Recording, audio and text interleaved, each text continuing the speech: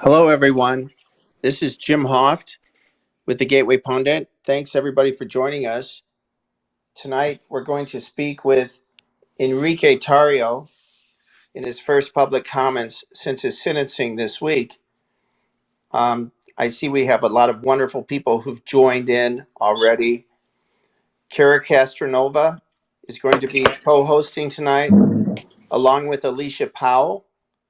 And thanks, everyone. Again, I see Kyle Serapin, Cassandra's here, Brandon Straka, some wonderful people. So we hope that this will be a really powerful Twitter space tonight. Of course, our hearts go out to Enrique, and so we're definitely going to be asking him about his week and about his reaction to this trial as a whole, and then, of course, we have other questions of actually what really happened. It'll be interesting to get his take on that. So with that, I'd like to turn this over to Kara Castronova for a short introduction. Can everyone hear me? Hello? Yeah, we can. Okay, great. Sorry, my phone is wasn't okay. Hey everybody, thank you so much for joining. I'm going to add some more speakers shortly. So as you know, everybody, Enrique was sentenced to 22 years, and I've been, reporting on this for a couple years now and have gotten to know him very well. He's a really good guy, really innocent. I want to stress, like, I wouldn't vouch for someone who I didn't know was innocent. I sat in the courtroom trials, and I watched a lot of the trial, and I released a lot of information on it, including exculpatory evidence that the jurors saw, but still found him guilty. And it's just very sad. So he's going to be giving a call from the jail shortly. This Twitter space almost didn't happen because last night, as Alicia Poe reported on Gateway Pundit, the Proud Boys were suddenly removed from their cells and they were supposed to go to a different jail. And then that jail, I guess, didn't want the Proud Boys, so they sent them back. It was very shady and suspicious. They were moved in the middle of the night, so they went back to DC jail. So they're there now, and they're able to make phone calls there. So this space was able to happen. Enrique had told me he hadn't wanted to talk about this, obviously, before sentencing, so it didn't affect his sentencing. But they had asked him to lie about President Trump in order to indict him. And they had basically offered him a cooperation deal and asked him to sign a piece of paper saying... Kara, this is Juan Kwan, and Jake is on the line with Enrique from DCCTF. Okay, so Jake is on the line with another number. Okay, great. That makes sense. Okay. He'll be on in about 5 minutes. He's listening up. Okay, so Enrique is going to be calling in through your phone, Jake? No, he's calling in through another phone right now, but he's listening right now. He's just in the middle of dialing out to his fiance, I believe. All right, tell him I'm going to pick up now. Jim, can you just take over for a second? Will I connect him? Hey, I was just going to say... Yeah, great. Alicia, you wanted to say a few words? Yeah, so what happened last night, they got medical tested, which usually signals that they're going to be transferred. Instead, they were held downstairs at the jail. And the person who transfers them on the bus said, "Hey, we don't have any paperwork for you guys. The Philadelphia jail apparently didn't want them to go there, and so they just went back upstairs, not knowing where they were going to go for hours while they were, waiting to be transferred." So thankfully, we're able to be joined with Enrique tonight because he might have been on a bus if the government had its way. Thank you, Alicia. And yeah, that's unbelievable. What they're doing to a lot of these prisoners. I don't know if maybe I'm like a lot of people out there. I just really had no idea some of the issues that they have in our prisons across the U.S. But talking to these January 6th political prisoners for the past 2 years, it's really opened my eyes to just this horrible abuse. It's not just, of course, the January 6ers, but it's prisoners, I would suspect, across this country who at times are put through some really horrible situations and horrible abuse. I never was aware of that. I hope that that's something that will be addressed. And I certainly would love to be involved more, helping prisoners of all stripes, because these are all human beings. They don't deserve this type of treatment.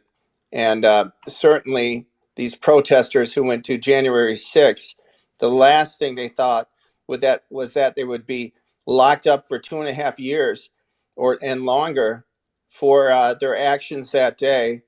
And that's not condoning any actions. It's just 2.5 years. We all know that that's excessive. So it's just very frustrating to watch this. And at the same time, then I'm going to throw this in before we get going. But that is at the same time, then we're seeing city after city after city paying off Black Lives Matter protesters and others for their violence and for the actions of certain police. So it's certainly a two-tiered justice system. I think we're all very much aware of that. Anyone who's paying attention is aware of that. Any honest Republican, Democrat, Independent, leftist, conservative understands that. So, Jake, would you like to say a few words? We have Jake from the DC Gulag is here, and he was listening in and telling us that Enrique is calling in any minute. So, Jake, if you'd like to say a couple words, you're free to. Hey guys, what's up? Live from the DC Gulag again. Jim, thank you so much for putting together the Twitter space. Everybody that's listening, please retweet this Twitter space so we can get as many people in here as possible. Follow all the speakers. This morning we were woken up at the crack of dawn, 5 in the morning. Me and they were supposed to be moved to a random prison somewhere across the country. Pretty much psychological torture and warfare that they're doing to the Proud Boys, telling them, wake up, get rid of all of your legal documents, get rid of all of your stuff, and then basically sending them through this OK Corral and then bringing them right back to the DC jail where, now they're pretty much down to how they were when they first got here, just a couple pieces of clothing, and they gave away all their legal documents and nailed down everything home. So it's just, this is right on par with what the DOJ has been doing to all the Jan 6ers, but you can see that most of the Jan 6ers aren't being moved until probably 2, 3, 4 weeks after their sentencing, and for some reason it was an emergency that, 2 days after Enrique Tarrio has been sentenced to 22 years, he's being moved in the middle of the night.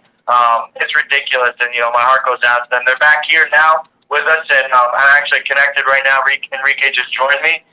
We're in his cell. So I'm going to hand over the microphone to the man of the hour. God bless the Proud Boys and everything they're going through. All the Jan 6ers stand by. And here's Enrique Tarrio. Hey, guys, you hear me? Loud and clear. Hey, Jim. Like Jake said, thank you for having me on. Another thing Jake said is, we're pretty bare bones here after today. I'm sitting here in my cell in tidy whities talking to you guys from the TC Gulag. But my spirits are high, and again, I'm very happy to be here. I had a lot of fun last time when I was on here. A lot of information. I learned a lot from being on here last time. So again, I'd like to thank the Gateway Pundit for having me on. Thank you, Enrique. Please tell us about your week if you can, and of course, we're all curious to hear about your sentencing. Yes. Oh, sorry. I could speak now. Jim, go ahead. I was having a hard time with that. Go ahead. Oh, I'm sure. Yeah, it's up to Enrique. Yep. So, I know that everybody wants to hear from Enrique, and a lot of the questions that they have for Enrique, but I wanted to give you, Enrique, the floor to be able to talk about what you wanted to talk about, really, which is the truth about how the Department of Justice tried to coerce you, from what you told me, into saying that you had a connection through a connection through a connection to President Trump about January 6th. And they really just asked you to sign this document, didn't ask you for any truth or anything like that. And you refused to sign it, which I really thank you for, because most people would not have done that if given the option, to more than likely what I'm assuming they were telling you, they would drop all charges, or you would act as a cooperating witness against President Trump. So if you want to talk about that and really give us any details that you want to give, that would be great. Okay, so first and foremost, I want to address a point that Jim made of how the week went with my sentencing. It's been, again, it's been really tough. There's no other words to describe it. It's been very tough. We started out the week. I was supposed to get sentenced the previous week. Then, it's nerve-wracking to get pushed almost an entire week into this week. I had my whole family come in, my mother, my fiance, my aunt, my sister. They all came in, plus a lot of family, a lot of friends that also came in. I apologize to them for what happened, and they got to miss out on some of the events that occurred on Tuesday. I'll be honest, like I told you last time, when I stood there in front of the judge, I was expecting more. I was expecting, 25, 27, 30 years. That's what I thought the judge was going to say. And, when the judge handed down a 22-year sentence, it's like my Stockholm syndrome went off. And I was like, oh, wow, thank God he didn't give me, 25, 27, or 30 years. And, after a little while, it suddenly started to kick in. I mean, this is a quarter century. And toughest part for me is just having my family sit behind me, listening to this, and having them go through it. And that's still tough for me now. That's still tough for me now to go through. And but I mean, you guys saw it. It's the longest sentence in J6 history. I think a sentence of 3-4 years is too long. I've said it numerous times. If you went over there and you trespassed, you deserve to get hit with trespass. If you broke something, you deserve to get whatever, destruction of property or whatever. If you put your hands on a police officer, and so on and so forth. But what they're doing here is a lot worse. They're not just doing your simple assault on a police officer. They're hitting people with threatening a police officer and hitting it like it was assaulting police officers, then multiplying it by 5. Then if you break a black fence, or in the case of some of my co-defendants, that they touch the black fence, they give you a terrorism enhancement. The government goes out and gives you a terrorism enhancement. So, I mean, it's kind of ridiculous. My spirits are high, and they're always going to be high. I'm not going to let this bother me. I know that this is not going to stand, and I'm here, and I appreciate you guys for standing by us. With my fear is that if the left keeps silencing you in the way, people will forget about us. And we're in here. We're in here. All of us. There's a couple of us in here. There's also people that are already designated to prison. There's people that haven't been sentenced yet. It's a tragedy. It's a tragedy of the American system. And I'm sorry to say it. The Constitution does not exist in this country, and it hasn't existed for a very, very long time. And I look forward to my appeal. So, yeah. And I'm sorry. What was your second question, Carol? My question was that we wanted to. Oh, go ahead. Go ahead, Alicia, if you want to ask it. Who do you want to reply to? I'm sorry? The question was if you wanted to talk about your what they wanted you to sign, the statement that Trump and you had somehow communicated about January 6th in order to indict Trump, which is all they've ever really wanted to do, and which is why all the Proud Boys are in jail and why all the January 6ers are in jail, is 100% to get to President Trump. That was obvious through the January 6th committee. Could you talk about that? Okay, so I'm going to answer that question right when we call back, because we've hit our 15-minute limit. I'll call you right back. Call back through. Okay. Okay, thank you so much, Enrique and Jake. I'll connect them as soon as they call back. Thank you for using Global Tel Link. Thank you. Should we let Ivan speak? Ivan had his hands up. Sure, go ahead. Hey guys, thanks for hosting this. Real quick before he comes in, because we want to give him the floor completely.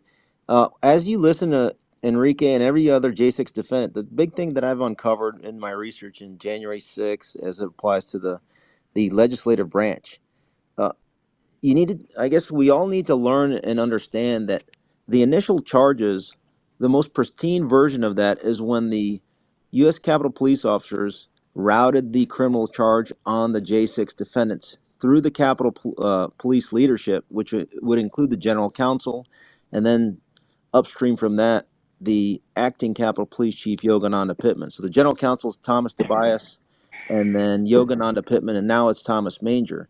Those are the three main people that were involved in potentially, and this is something maybe Tara could add to, potentially increased the or manipulated or changed the fact pattern in order to make the criminal charges stick, in order to achieve a political objective that was commensurate with the desires of the Capitol Police's bosses, which would be the Capitol Police Board, and upstream from that, it would have been the Speaker of the House and the Senate Majority Leader. So that's why this is a completely political hatchet job on everybody. I've gone into Great. I will excruciating detail on this on multiple taking platforms, but information that you this let is him all know that this is. And I think not the only mechanism to unravel it is to focus our attention, and hopefully Tariq will have an opportunity. He's been harping on Yogananda Pittman, and I think that is our main line of effort, because the judiciary, by the time the DOJ got the evidence, and then the courts are determining whether or not they're allowing or not allowing certain type of evidence, it's already been curated at a minimum and manipulated at a maximum by that Capitol Police leadership. That's all I got. Okay, great. Thank you, Ivan. Enrique, are you back Jake is on? back with Enrique. Okay, great. Yes, they are. So Enrique, Please go ahead. go ahead about telling everybody, what we had discussed about a few days ago about how they wanted you to basically throw Trump under the bus. Yeah. First and foremost, I'd like to say hi to my friend Ivan over there, one of the most intelligent people I know. But to talk to you about what you guys were talking about, I mean, it's pretty simple. The government uses these cooperation deals to either get to a zero sentence or a very, very small sentence. In my case, the government begged. I denied them 4 times. The government begged to sit in a room with me in order for them to go ahead and tell me what they told me. And on the 4th attempt, based on my attorney's decision, let's listen to what they got to say. And they didn't really have much to say. All they said was, well, this is a story that we need, right? Are you going to accept this? And we'll give you, your jail sentence will be very short, or we're going to take you to trial and you're going to lose. And obviously I declined because I'm standing here before you guys today in my tidy whities. And so what ends up happening is when you, I would assume that there would be a follow-up question. The follow-up question would be, okay, well, what is it that you know, Mr. Tarrio? That wasn't what they were there for. And I'll tell you, it's the prosecutors in my case, Jason McCullough, Jocelyn Valentine was there. They spoke to a superior, which the only person superior that I believe to Mrs. Valentine is Mr. Michael Graves himself.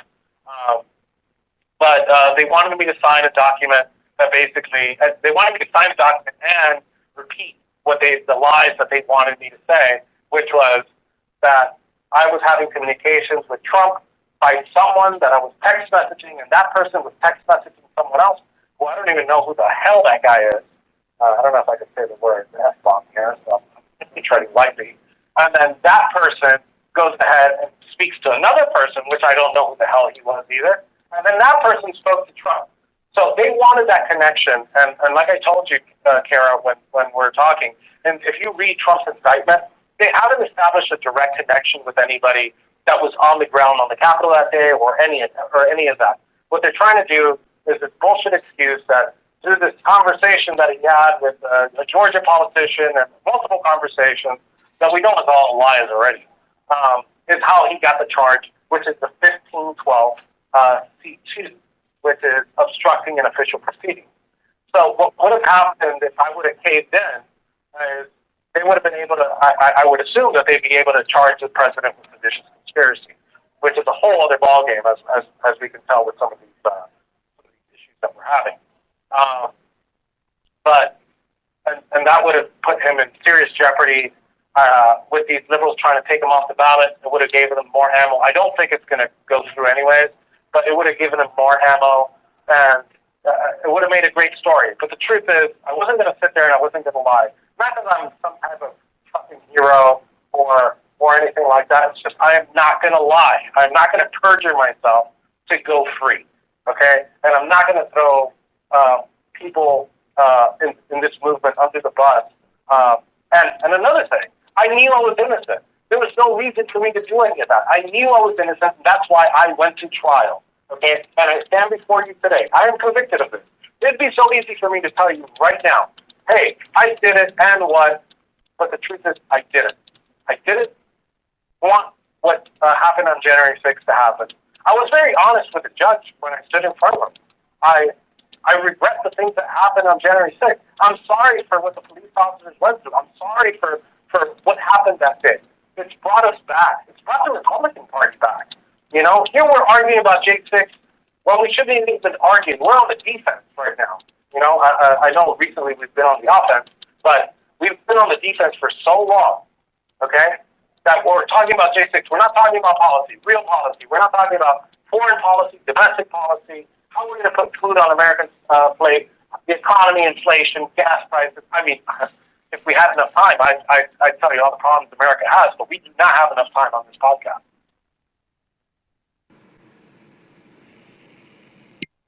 Are you there? You guys with me? Yeah, you cut off for a Enrique, second. you still there? You cut off for a second, Enrique. Yes, yes, I'm here. Okay, you still have the floor, Enrique. Please go ahead. Gas price, indeed. Okay, so basically what I'm telling the American people is I was coerced. It wasn't, hey, you know, tell us this and we'll you know, or tell us what happened and we'll give you a deal. No, they said, this is what we want you to say. If you don't say it, we're going to put you in jail. And in my case, they did. They put me in front of it.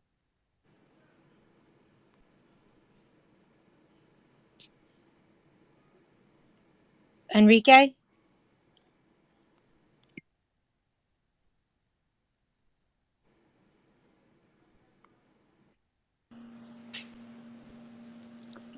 It appears we lost Enrique for a minute. Court 12 and a half There we go. Okay. years. Enrique, you cut off for a few seconds, so if you want to rewind, something happened. The Twitter space is good. Yeah, starting at the average Where did I leave sentence. you off? The average sentence. Oh, the average sentence for murder in the United States is 17 and a half years. The average sentence for rape is 10 years. The average sentence for child pornography is 12 years. Okay? So, I'm basically given 22 years of my life for free speech. Okay? For free speech. For my right to free speech, I was given 22 years in prison. It's terrible. And that's why it's so important that, I wanted to take the time to ask everybody to please go to the Tarrio Family Fund. That's on Give Send Go. Hey, Jazz. If you guys could go on the Tarrio Enrique, what is your Give Send Go? Oh, fuck. What happened? Yeah, it's guys, the URL to go and donate to Enrique Tarrio's appellate division legal defense fund is TarrioFamilyFund.org. Okay, guys, TarrioFamilyFund.org. Head over there and you know, help out generously. I mean, you know, these legal battles are not cheap whatsoever. They are long lasting. I mean, just to hire an attorney to go through like the 10,000 pages of transcripts that are necessary for, you know, the 6-month trial, the grueling trial they had, it's going to be astronomical. So please, guys, TarrioFamilyFund.org. It's going to be $40,000 in transcript fees. Yeah, it's a lot of money. And just so everybody knows, Okay. I've written about Enrique, like I said, for a couple of years now. And every time I've asked him if he wanted me to post a crowdsourcing page, he always said, no, I have the means to pay for it myself and I want to pay for my own attorney. So he never asked for money before. And, you know, with this appeal now, you know, obviously it was, I'm assuming, quite expensive and depleted his life savings, I'm assuming, and I'm saying that, but this is the first time he's ever asked for money. He went through the complete first trial without me posting a Give Send Go on Gateway Pundit for him. So there's a lot to be said about that. So if he's asking for help, it's because he really needs it. And I think it's just so important that, you know, the Proud Boys fight this appeal and even take it to the Supreme Court where it will be overturned because the evidence was so shoddy and the judge acted so unconstitutionally. Enrique, if you want to talk a little bit about the judge, you might not want to actually, Enrique. I don't want to say that because he could be your appeals judge? Well, no, actually, I will. I will answer. I actually will answer that question. I have no opinion on the judge's decision. The judge is the judge. I can talk about what the government has done. Steps in the trial and things like that. I But know that the that's my jury, answer to like that everybody question. knows, and Trump has said it a bunch of times now since he's become a J6er, that you can't get a fair trial in Washington, D.C. He would like it in the nearby state of West Virginia, which is more fair. And I from witnessing multiple January 6th trials, I know that the jurors are very biased. Um, you know, they're all supposedly 92% allegedly voted for Joe Biden. So it's very, very difficult to get a fair trial in D.C. I don't know if you want to speak on the jury and the jury situation in DC, and if you felt like you had a fair jury for your trial. Well, I'll give you my opinion. I feel like it was unfair to the jury and to the citizens of DC. I think it was unfair to even put them on that jury, to even select those members of the populace to go for jury trial in such a politically charged trial. It's unfair to them. You put them to 5.5 grueling months of trial, and on something that they're going to be biased. I have nothing against them. Okay, they decided to vote 91 or 93% for Biden. You know what? That's their opinion. As misguided as I believe that is, to vote for Biden, that's their opinion. But to sit in an American courtroom and with a straight face to be able to say, "Hey, I will put my feelings aside," and I'm sure that some of them actually believe that they could put their feelings aside, but that's simply not true. I'm sorry. Most of these jurors knew who I was, knew who the Proud Boys were, had an opinion about us, had an opinion, a very, very strong opinion about what happened on January 6th, which is understandable that they would. But the problem is, it's not fair. It's not fair. I wouldn't want, let's say Joe Biden, when President Trump gets elected, notice when I say when President Trump gets reelected, let's say something, he would have committed a crime. I would not want a jury of Trump supporters to judge or to convict or to find not guilty the crimes of which Joe Biden has committed. I wouldn't find that right. Okay, I don't feel like that's right, and that's what's happening here with not just my case, with all these January 6 cases. Okay, specifically my case because it was high profile. You have members of the jury that knew about the BLM banner being burned. You have members of the jury that had we ran a poll. I think there was somebody that ran a poll, and I think it was like 96% of people in the Washington district that were able to become jurors had a negative opinion of the Proud Boys. And again, it's not fair to them, but ultimately, as I say, it's not fair to them, but ultimately, it's not fair to us. It is not fair to me, okay, to be judged. It's supposed to be a jury of my peers. And you know what? I'm sorry. I'm sorry for the opinions of anybody. It did not happen. I am sorry it did not happen. Absolutely, I agree, Enrique. And let me see. I know that there was a couple of other things that we had spoken about that was really interesting. If you want to talk more about exactly what they presented to you, like more in detail. I know that you said that there were 3 people, and one of them was not. Earlier today we discussed this. A lot of people were suspicious that Roger Stone was one of the 3 people they were trying to connect you to Trump with, and you said you could say for 100% that it was not Roger Stone. Unequivocally, it wasn't Roger Stone. I know that that's everybody's first thing because I take pictures with Mr. Roger Stone and all of that, but unequivocally, it wasn't him. It was somebody that I hardly even had a connection. My phone, okay, and in my trial, I think we've asked this question multiple times. On my phone, there was over 36 million, unread messages on my phone, on my Telegram chat.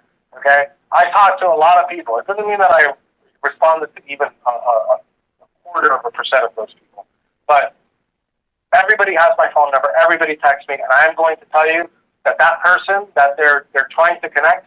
I think I've never talked to that person on the phone. You have 1 minute remaining.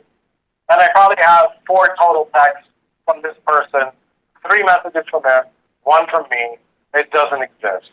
The connection, unequivocally, there is no connection to me and Donald Trump by 1 party, 2 parties, 3 parties, 6 parties, 20 parties. It doesn't exist. I'm sorry. And we'll call you guys back.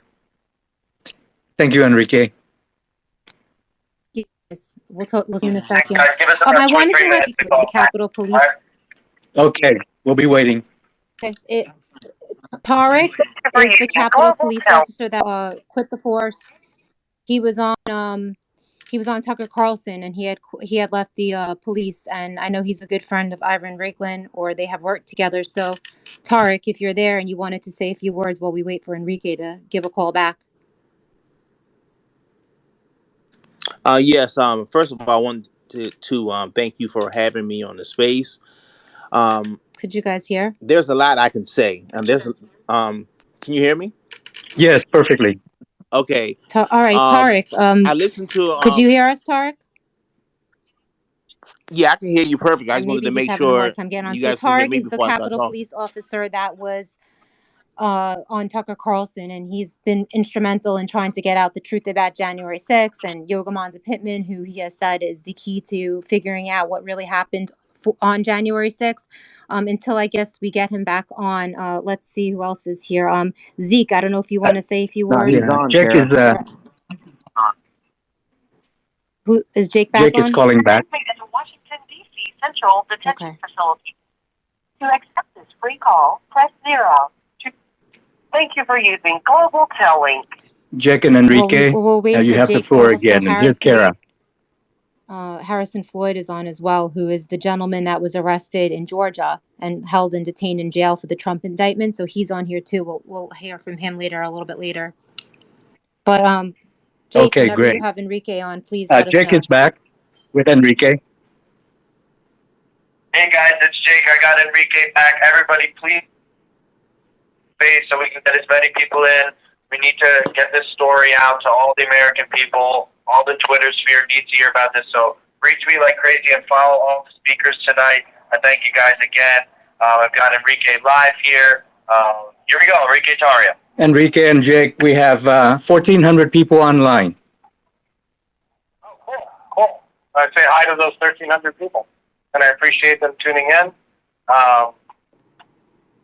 This is a media organization that speaks the truth and speaks truth to power, and I appreciate that. Absolutely, brother. You have the floor, Enrique. Enrique, you might have to move. Okay. Because you're coming. Yeah, if you move in a little closer. Unclear. I don't know if you are in the jail, but maybe.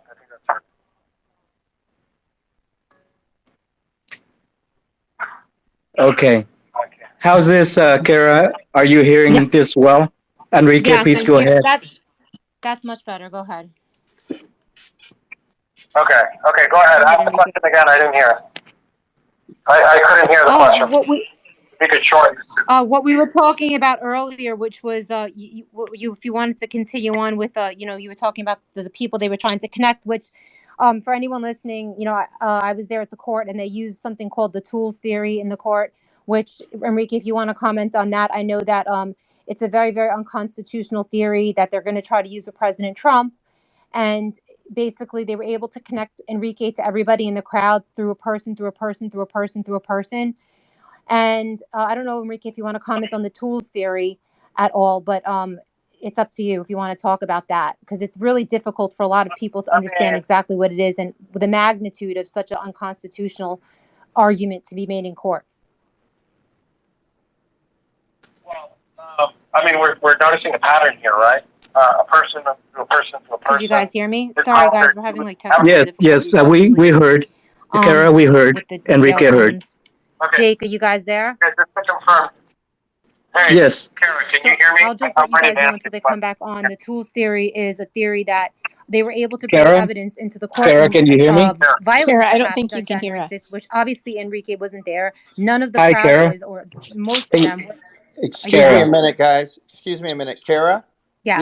We can hear you, and we can hear Enrique. So when Enrique speaks, we can hear him. So I think we can let Enrique answer that question. I'm not sure what's going on in your end.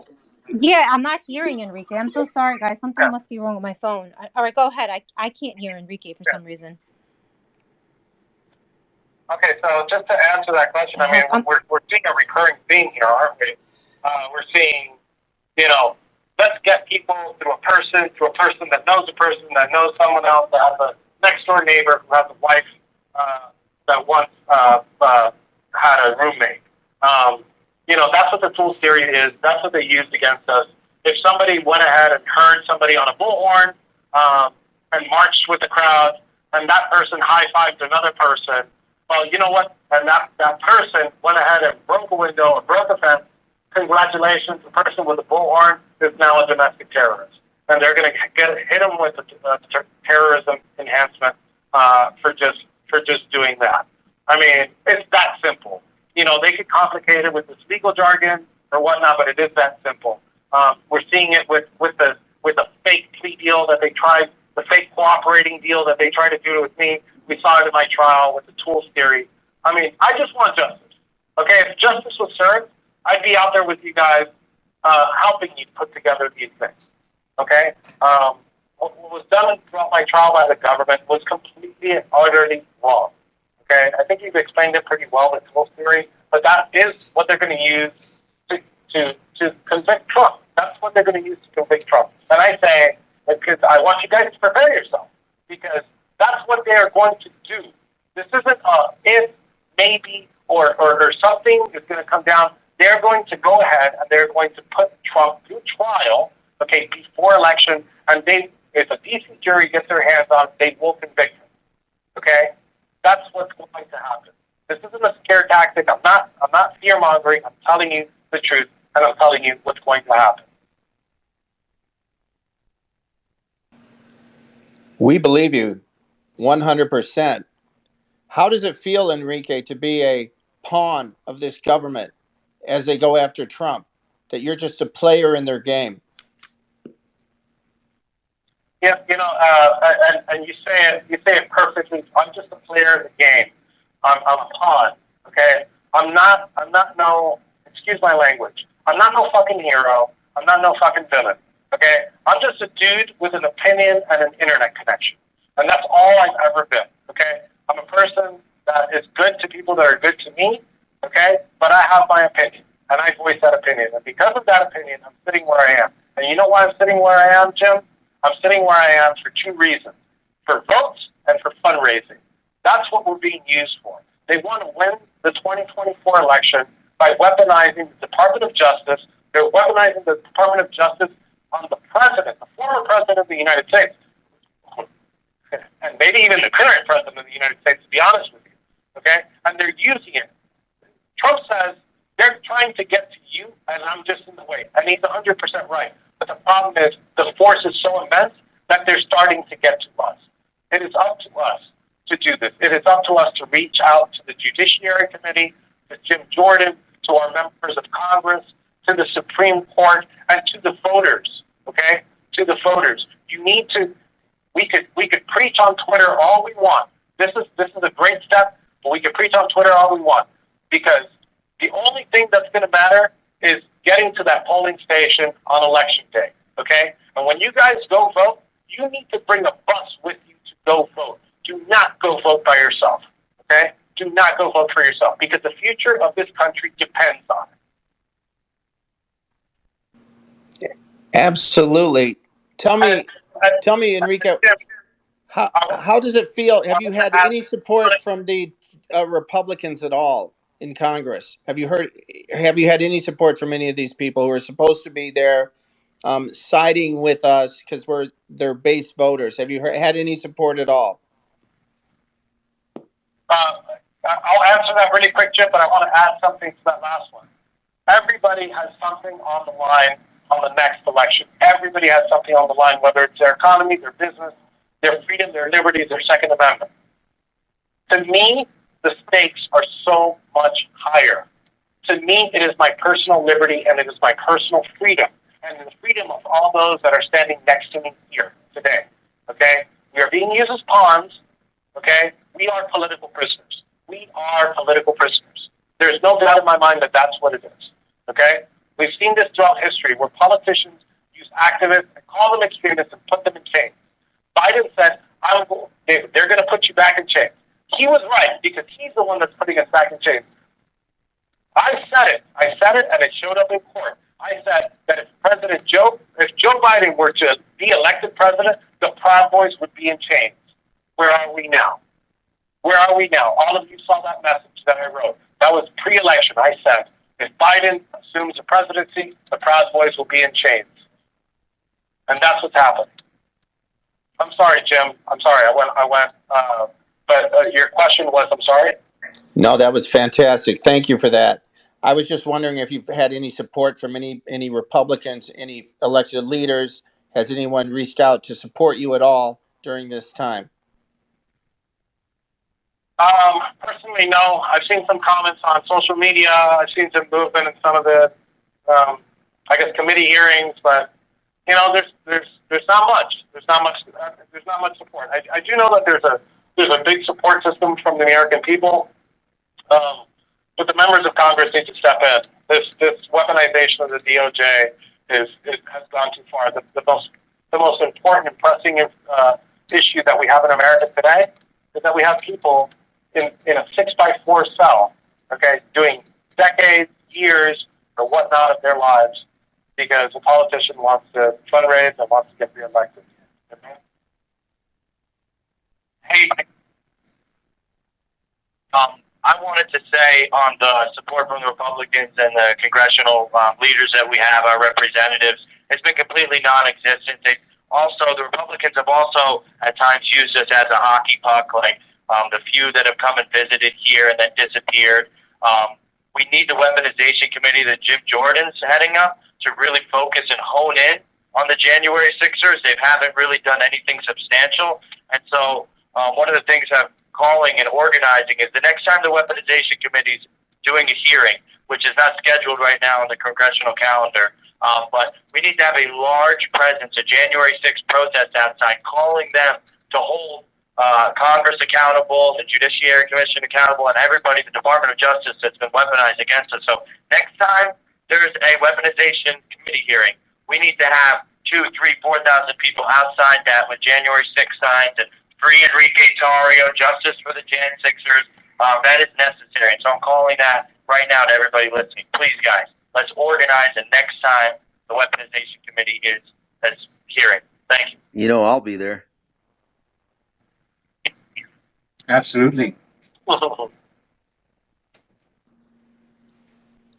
Tariq, did you want to continue speaking? We heard from Tariq Johnson earlier, a police officer on January 6th. He started speaking, and I think Enrique jumped on.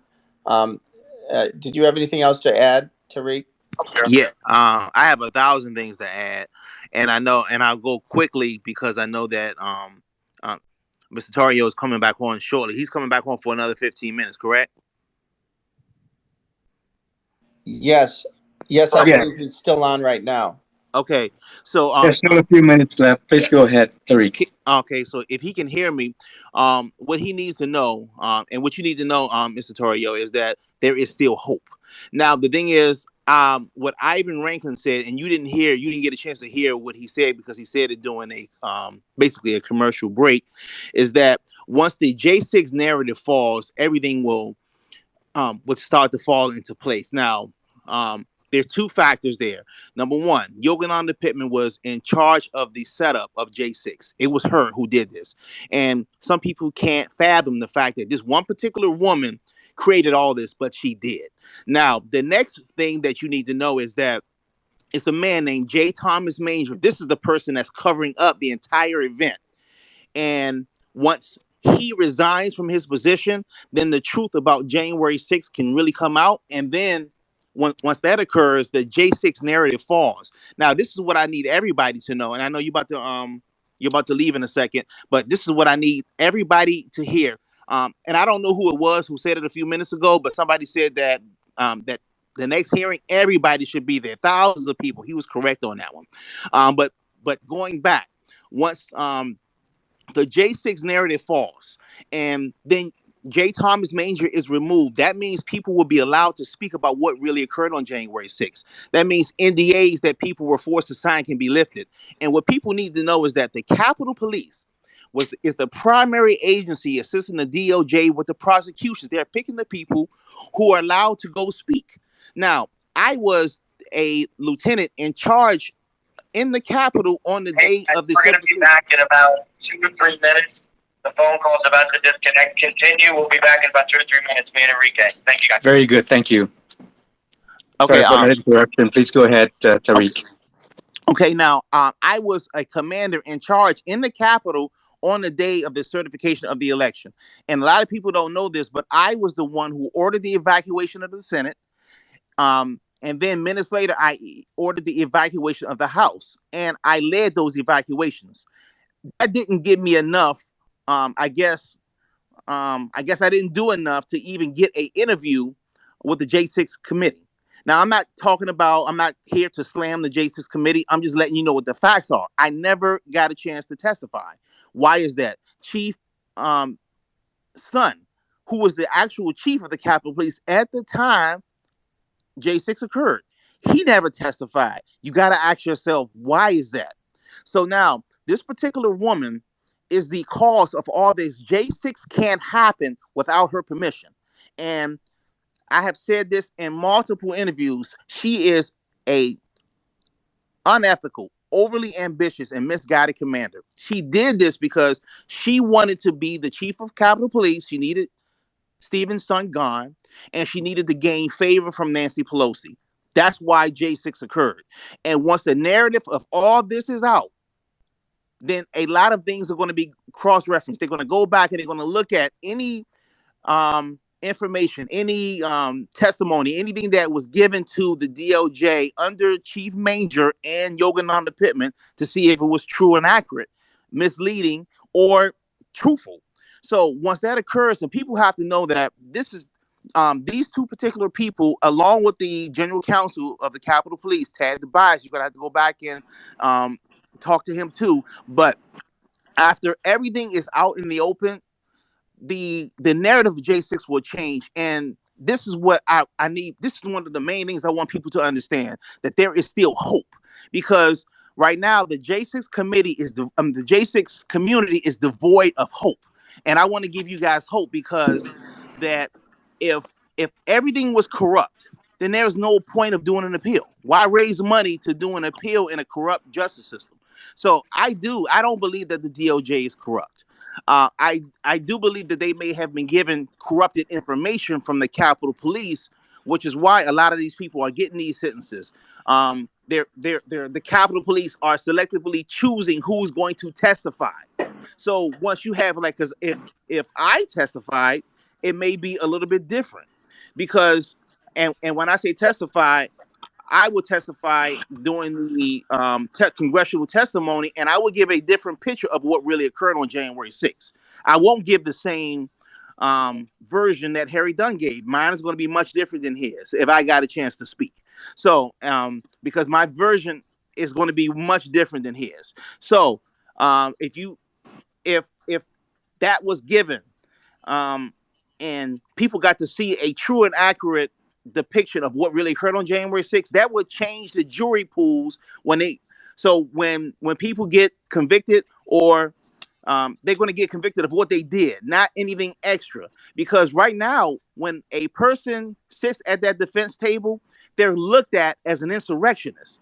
And how can you not find an insurrectionist guilty? How can you not want to add on the terrorism enhancement on a insurrectionist? Because right now, the narrative was created by Yogananda Pittman, and it's being protected by J. Thomas Manger. And until those two people are, and I've also put this on Twitter, I'm not looking to hold even people accountable, because when you look to try to hold people accountable that are way more powerful than you, sometimes that would sometimes require you to sacrifice justice. And justice is people getting out who are innocent, and sentences reduced for people, or charges reduced for people who are in jail. So everybody may not get out, but everybody should have their case looked at to ensure that all the information was true and accurate, and they're sitting at a jury pool of with a different narrative, and that's what's going to save this country. It looks like we have Jake back. Jake, is Enrique back? Yes, they're Go both ahead, back, Enrique. ready to Yeah, go. and I just also wanted to acknowledge too, Patrick Burns is in the room too, so Yeah, we'll we'll let get him. to Patrick Yeah, but after we'll get to. Enrique. Yes, Let's go go with ahead. Enrique. I'd like to hear from Enrique. Sure. Hello, Enrique Tarrio. I think it turns out you flew on a jet of mine once. I've discovered in depositions. Enrique? I mean, Patrick, I was surprised to find that out that was a jet that was paid for you also. I had no idea. But, I mean, they try to use anything as far as like some kind of media ploy. That's where it surprised me. Whose jet did you think you were flying in? Just. I have no idea. I just got invited to fly to DC, and I jumped on the thing for Latinos for Trump as a security detail for him, and I had no idea. Oh, that's funny. So, It's funny. This is hilarious. Just for everybody's benefit, just so you understand, on about December 12th or 11th, we knew that there was a rally coming up December 13th. And somebody told me, hey, there's a whole bunch of these patriotic Latinos in Texas. And I said, okay, we'll send a jet. And can you send a jet for them? And I said, yeah, okay, I'll send a jet for them. I think there were about 15. And then I heard, well, actually, some of them are in Texas and some are in Florida. And I said, okay, we'll send one. There was this whole, you can't have two jets in the air at the same time. Anyway, so we had to manage all that. That's all I ever knew about it. I've been in now, I don't know how many depositions, about 5 depositions since then. It turns out that there was a passenger named Henry Tarrio on the manifest, and that turns out to be Enrique Tarrio. So evidently we've connected, and I never for a moment disavow you, Enrique. I tell the truth that I didn't, that it just how it came about. But I'm so sorry to see what's happening to you, and I want to tell you to have, echoing Lieutenant, is Lieutenant Johnson still on the phone? Yeah. Echoing his thoughts, have hope because it's starting to really be exposed, everything about the election, and the election of 2020 will be exposed. Before the next election. So you got 14 months at the outside. I hope you can delay having to show up. Are they letting you appeal and you don't have to serve until this all gets appealed? Or are they railroading you right in immediately? I didn't hear that last part, Patrick. Enrique, the very last 3 sentences. Are they going to let you appeal this before you have to show up and serve, or do you have to go in the slammer right away and while you appeal it? I've been locked away for almost 2 years now. I went to trial through my incarceration, 5.5 months of incarceration. I'm working on the appeal now. We're trying to get things together. I'm trying to get some attorneys together. It's been very, very tough to get this done. But we are fighting this appeal, and we're just trying to get an attorney team together right now to put it together. My attorneys right now, my current attorneys, are working on my appeal, but I need as much help as I could get. How much Well, money? Enrique, would you mind telling us all? We have about 1,900 people online right now. If you can repeat the website where we can donate to you so that you have the funds for legal defense. Okay, so the website where you can donate to my family is Tarrio, that's Tarrio, familyfund.org. That's TarrioFamilyFund.org. I put it up in the nest. And I also put... Okay, wonderful. Thank you, Kara. Tarrio, I'll make a deal with you. How much money do you need for this? I have no idea, Patrick, but you could reach out to Kara so you could communicate with my family. And if you could help out in any way that you could, I'd highly appreciate that. I'm fighting for my life here. Okay, I'm fighting, and I'm trying to stay strong for everybody. I know you are. I'll make $100,000 matching offer. You raise $100,000. I'll put. If we get, there's 2,000 people on this phone call. If we can get you to pony up $100,000, I'll match $100,000. That'll have you 200,000. Does that give you some tailwind or some breathing room? Patrick, if you could do a 500,000, that would be more in line because the transcripts alone will be $40,000 to $50,000 for But the a month and hundred a half thousand trial. would be beautiful too, Patrick. It would be 100,000 would be great. Yeah, listen, I'm stretched thin. I've gone through. I don't mean to whine. I've gone through my fortune. I'm stretched thin, and I'm on the front lines. I need most of my ammo for the front lines, but I'll Yeah. come up with 100 if the people on this phone call, who evidently don't mind talking big, can come up with 100. Yes. Enrique, go ahead. Yes, Hello? sir. Can you guys hear me? Yes, Yes. please go Yes. ahead. Patrick, I really, I mean, there's no words for me right now for that offer. That would go perfect a long way right now. I have no words. I really don't. This is going to get. So you're in the Huskow right now. I hate to be insensitive, Enrique. You're in the Huskow right now as we speak? Yes, I am. I'm sitting in a 4x6 cell with three other gentlemen, three other patriots here on the line with you right now. I'm in the DC Gulag, and yeah. Hey, listen, folks. I hope you know. I hope everyone in that jail cells know. I am not. I'm public in my support of you. I've been down there on the curb with your families, with Mickey. I recently sent 50 grand to the house that where everybody stays, the families of all your people stay. I sent 50 grand for food and such like this. So I don't need thanks. Thank you guys for standing strong. I think you're going to come. I think this is all going to work out okay. And I know it's easy for me to say, but you're going to be heroes. This is all going to be exposed. You got too much going on to probably pay attention.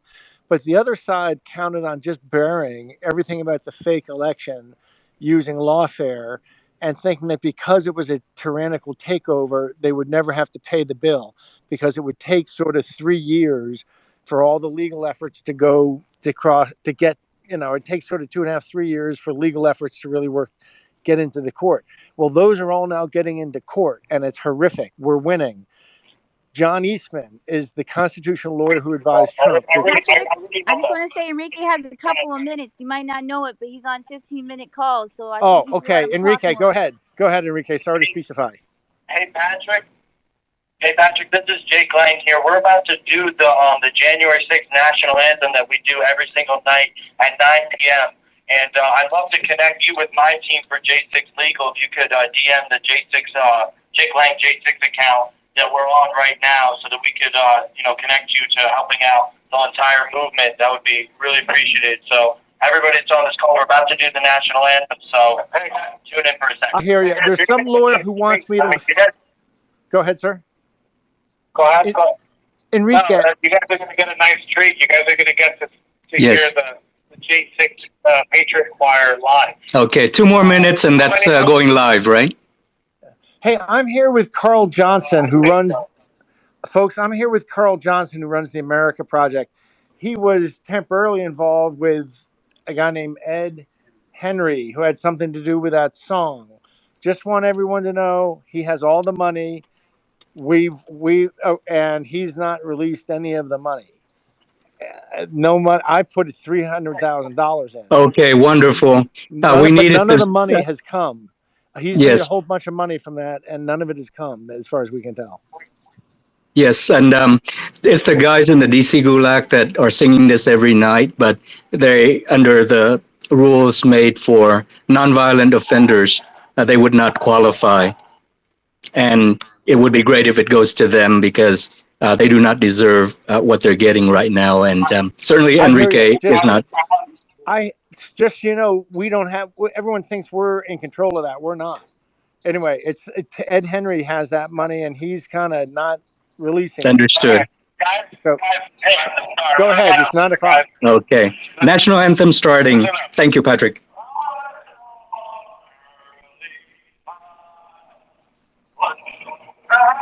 Enrique.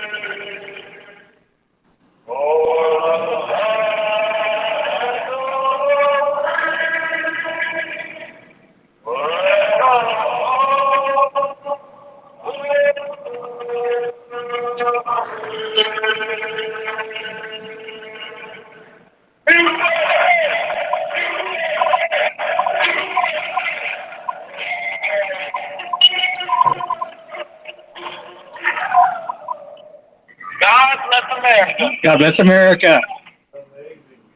God bless America. Enrique, Thank you, guys. Yeah, I'm Enrique, here. talk to us more. Okay. Hold on. Let me get in my room so it won't be as loud.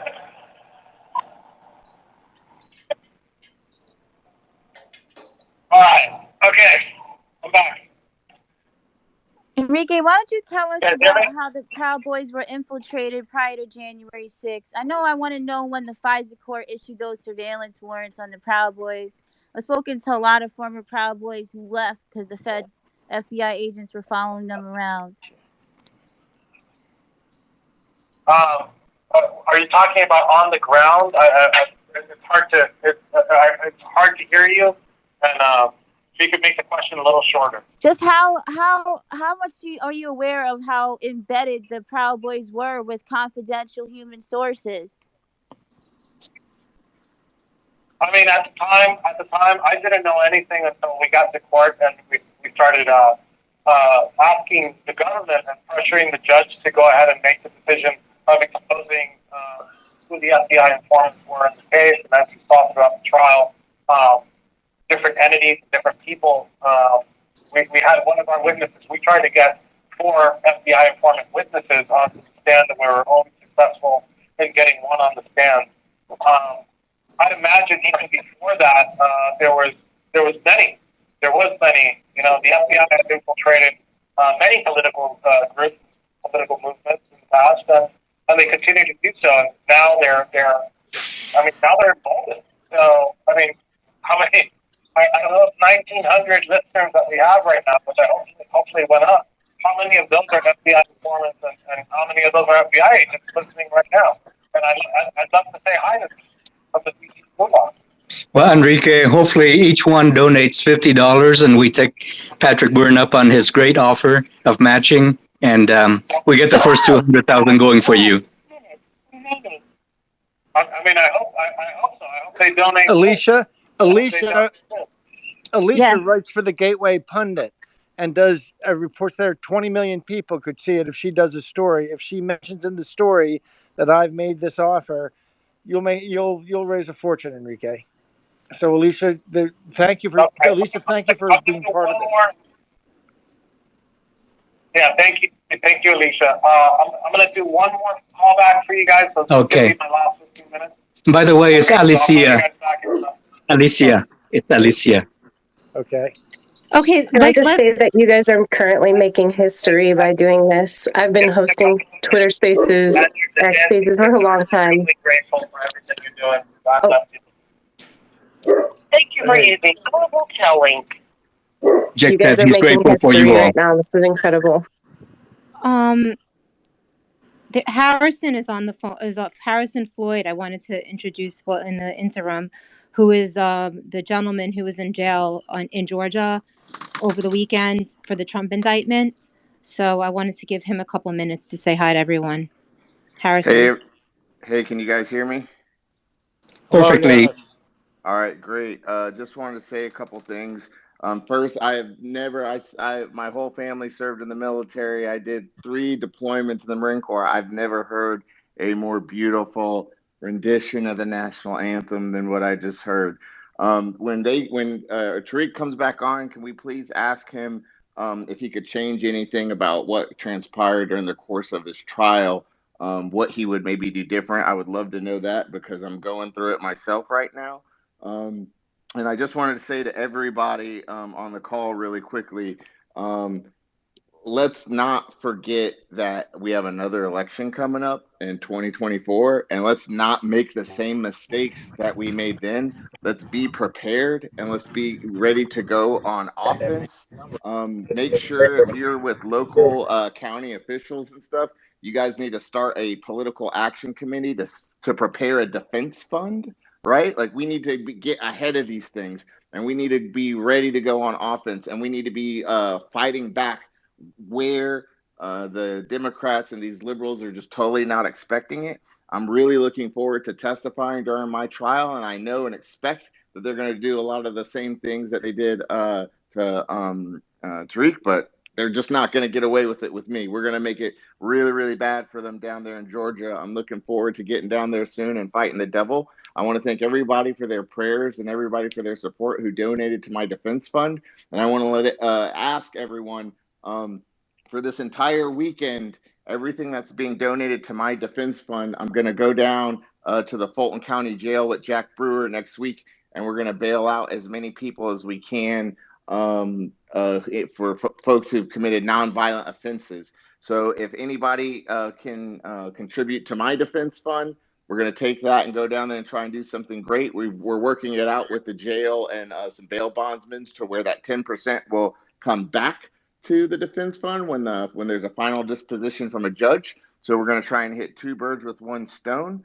But just want to thank everybody for being on here. Thank everybody for their support, and just and also,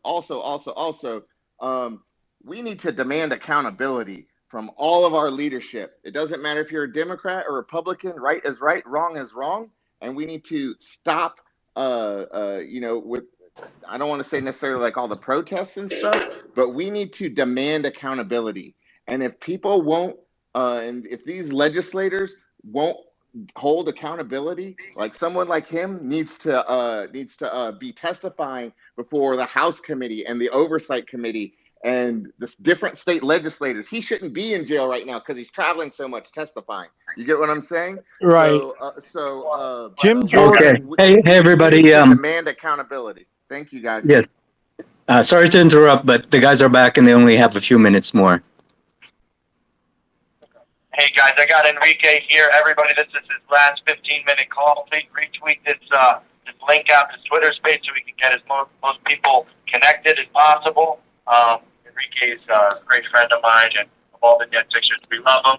And hashtag free Enrique Tarrio. Please tweet it right now. Enrique, this is this is Harrison Floyd. Hey, listen, man.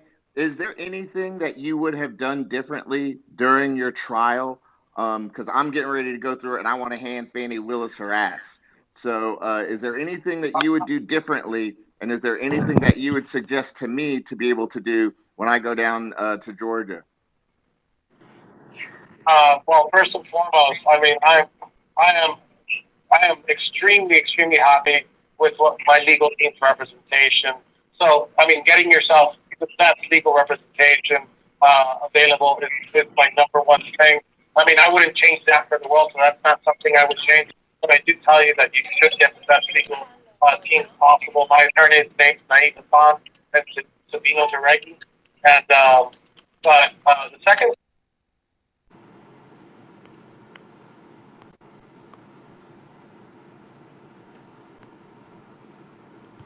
We lost Tarrio. You back? Yeah, Jack, please go ahead. This is Jack Lang speaking. Can you hear Jack now? Okay, so, yeah, you hear me now? Yes. Yeah, is Enrique still on the phone?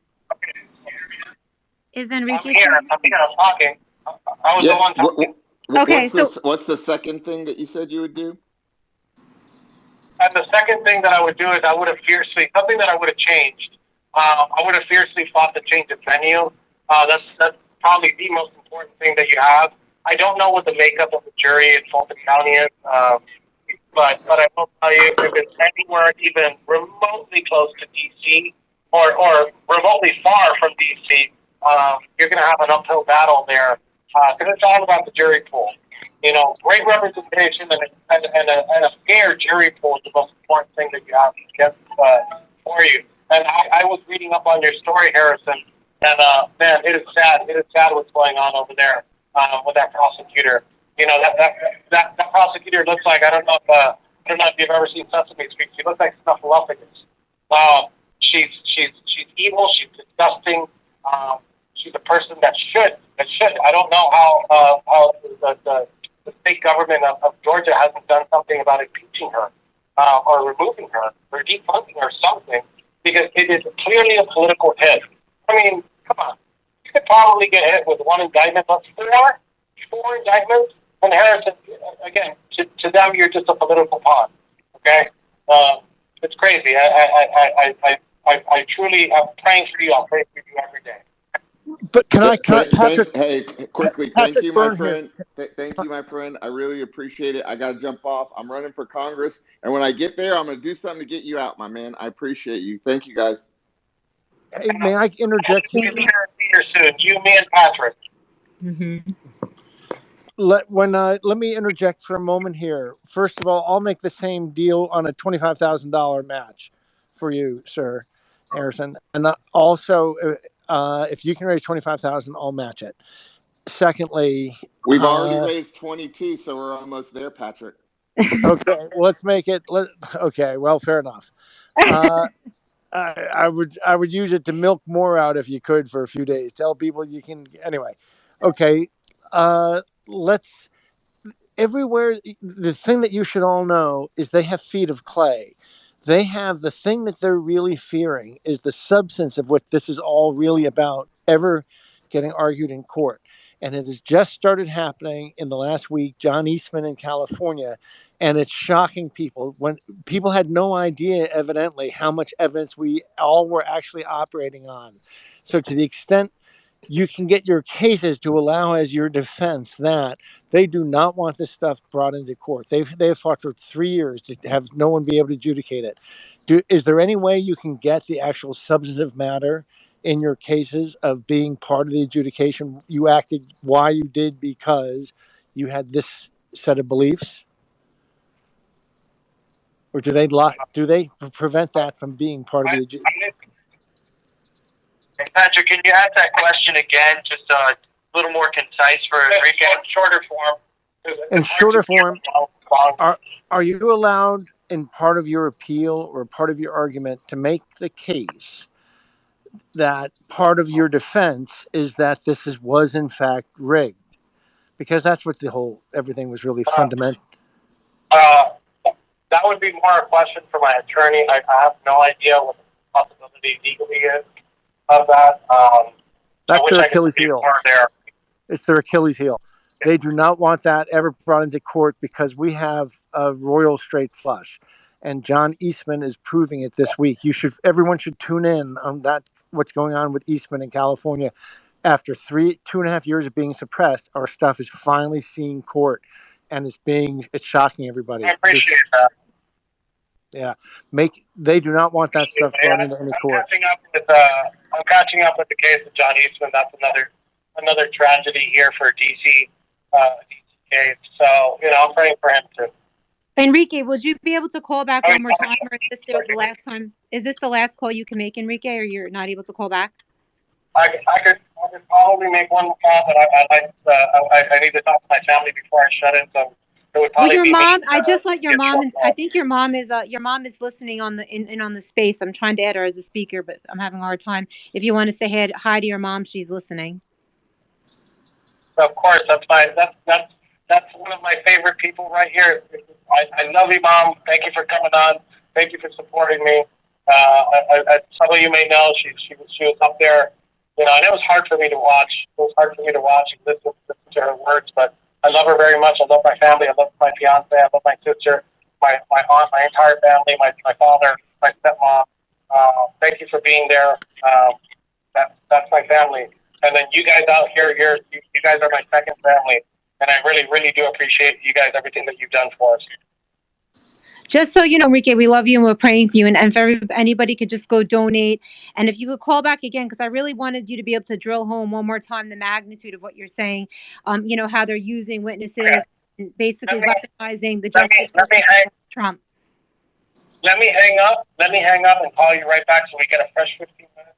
and that will definitely be the last 15 minutes of the Yeah, auction. let's drill that home so that people could share that information. Okay. Hey guys, we also have Kyle Seraphin on the line too. I wanted to bring him in if you wanted to Yeah, ask any questions. I'm trying to add him. So one thing before I hang up, I didn't get a chance to listen to Tariq, his entire, everything that he was saying, but I do want to say thank you for your service. You're a brave officer. You're a brave officer for being there at the Capitol that day. I don't know you, but I can tell you I love you. I'm praying for you, and I thank you for standing up for us. And I love you too, brother. And I want you to know this. I'm on the verge of actually proving that J6 was a setup, and that's going to help everybody.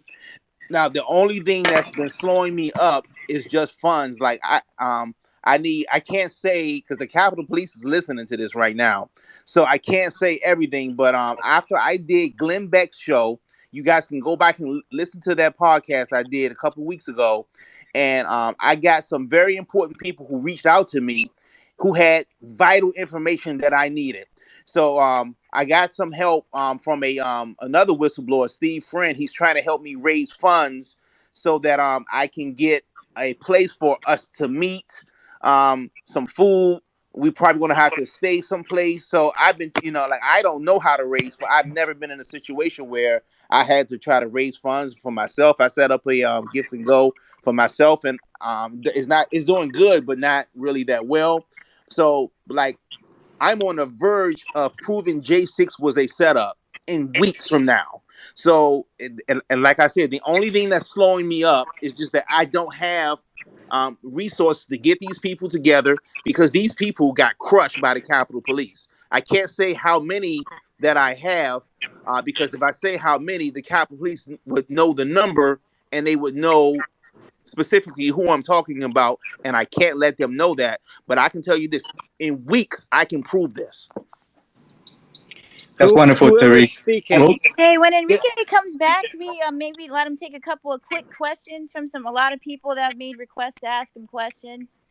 And Tariq, I would really be interested to talk to you more about that too, that we could do it in a Gateway Pundit article and try to help you out with that. That would be great. Sounds good. I would appreciate it. I'm close. thank Yes. you, Tariq. If you all don't mind, I'd like to just contribute something really quick. Forward bravely like you have. Thank you. We're going to call right back now, guys. Thank you, Tariq, for being brave and standing up for us and influence all of your fellow brothers there at the Capitol Police to stand up and be brave and whistleblowers as well. We need that. I mean, like Enrique said, our lives are hinging upon stuff like that. So get them together, and we'll put together a Gateway Pundit article and get it out to the world so the world can know the truth. And thank you for your efforts, brother. We're going to give you guys a call and get back, all right? Okay, you guys are going to call back, Jake, with Enrique? Yeah.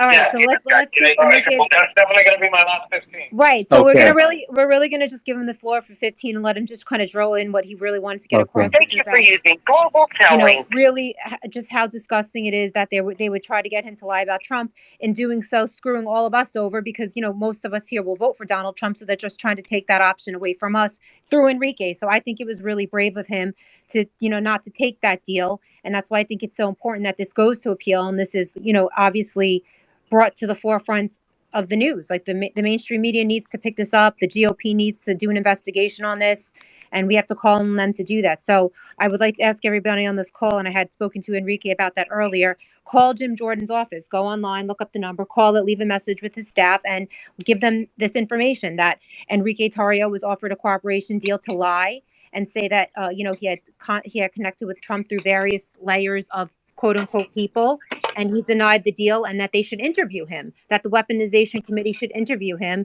and that we the people want that. That's why we elected them into office, and they've done nothing about January 6th, and it's about time that they do. They have about a year left in office, and they need to use the weaponization committee to investigate what Enrique is saying. So please call Jim Jordan's tomorrow or on Monday, put it on your to-do list, and ask them to look into the January 6th trials, and specifically what Enrique Tarrio is telling us tonight.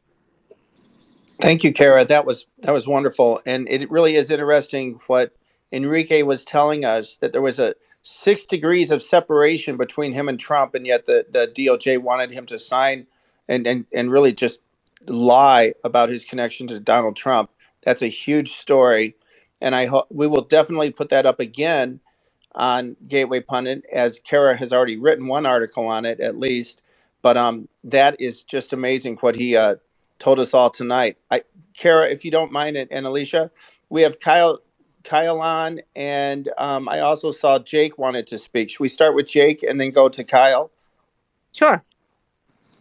Well, thank you for having me. I just want to start by saying that Laura Loomer has broken the story that when I was having a conversation with the FBI after I was arrested I believe it was March of 2001, they held up a picture of a man named Sergei Dubinin, and they asked me if I knew who he was. At the time, I didn't know his name or who he was, and they asked me if I knew who he was. I said, no, I didn't know who he was. Who is he? And they said he was a Ukrainian spy. Now, that means that the feds knew that there was a Ukrainian spy on January 6th at the Capitol grounds. Also, this guy, Sergei, was a part of a camera crew that was basically sponsored and funded by an oligarch out of Ukraine that had close ties to Burisma. He also had close ties to getting Vladimir Zelensky into power in Ukraine. And the fact that the feds knew that this guy was a Ukrainian spy and there's been no investigation, there's been no arrest that we're aware of, is huge, especially when we get into the presence of certain people like Boneface in the Nazi rally in Florida, how it relates to things like covert warfare and how it is that these underground Nazis in Ukraine are being used to fight a covert war against Russia, and how it is that... Jake, I'm sorry to interrupt. The guys are back. Jake, we'll go back to you for sure when Enrique is off. Okay, sorry Yes, about that, ma'am. Jake Angeli. The floor is yours, Enrique. Jake. Enrique, so it's your last 15 minutes, so please, just drill home the message you want to give America. You were sentenced to 22 years. Really drill home, which is, I think, a huge story, that what they tried to get you to do, to lie about a president of the United States that's running for re-election and to use you, which is crazy. And thank you so much for your bravery in not taking that deal and fighting for all of us who want the option to be able to vote for Trump. And they're trying to get him off the ballot. So we owe you a lot, Enrique. And what do you really want to drill home right now, on this last 15 minutes? I mean, in the last 15 minutes, I mean, I'm open to anybody who has questions. I mean, obviously, I have a lot to say with this, what's happened throughout this entire process. I mean, looking from this point, going back, getting sentenced to 22 years, the government's initial offer, the probation officer's request, the conviction, right, the last day of trial, Florida trial, and looking back all the way to that fateful moment on election day, we're seeing a government that's simultaneously the conviction and growing. Hey, Enrique, can you speak closer to the microphone? It's hard to hear you right now. Okay, how about now? Do you hear me now? That's a bit better. If you can move in a little bit closer, that would be even better. Okay, how about now? You hear me now? Yes, better. Thank you. 2,100 people listening in right now. Go ahead, please. Okay, so something that I want to say is, if you don't do as the government tells you, they will use force. Okay, they will use force for political gain, and that, my friends, is called terrorism. Okay, we're seeing it. We're seeing it happen to Jay Sixers. You saw it in my trial. I wholeheartedly respect law enforcement. I've worked with law enforcement. I've worked with law enforcement for a very long time for all these rallies. And my main goal is to make sure people are safe. If I'm marching, 1,000 or 2,000 people, it would be irresponsible of me not to come to a city and not to communicate with law enforcement. This is a publicly known fact. And in my case, I was planning on working with, his name was Lieutenant Shane Lawn, 22-year veteran. He's the head of Metropolitan Police Department, their intelligence department. And I was communicating before J6 on our plans to just march around, have fun, drink some beer, and enjoy the day. And I wanted him to testify to that at my trial. And you know what ends up happening? We called him. He's like, yes, of course I'm going to testify. What you did is wrong. What you did isn't wrong. What they're doing to you is wrong. And he said yes. And you know what happened? The FBI knocked on his door and told him that if he were to testify, that they would put him in chains. They would indict him. And that's exactly what happened. Okay? He called me and he refused. He's like, look, I can't do it. I can't risk my life. I can't risk my life to testify. I'd love to help you, but I can't. And what ends up happening is, even after our trial, they went and they indicted him anyway. You know, if you don't do as this government, as the Biden regime says, they will put you in chains. They're doing it to Trump. They already did it to us. How long? How long before it is you sitting in solitary confinement, looking at white concrete walls and eating the slop that we're fed? Okay? How long is it?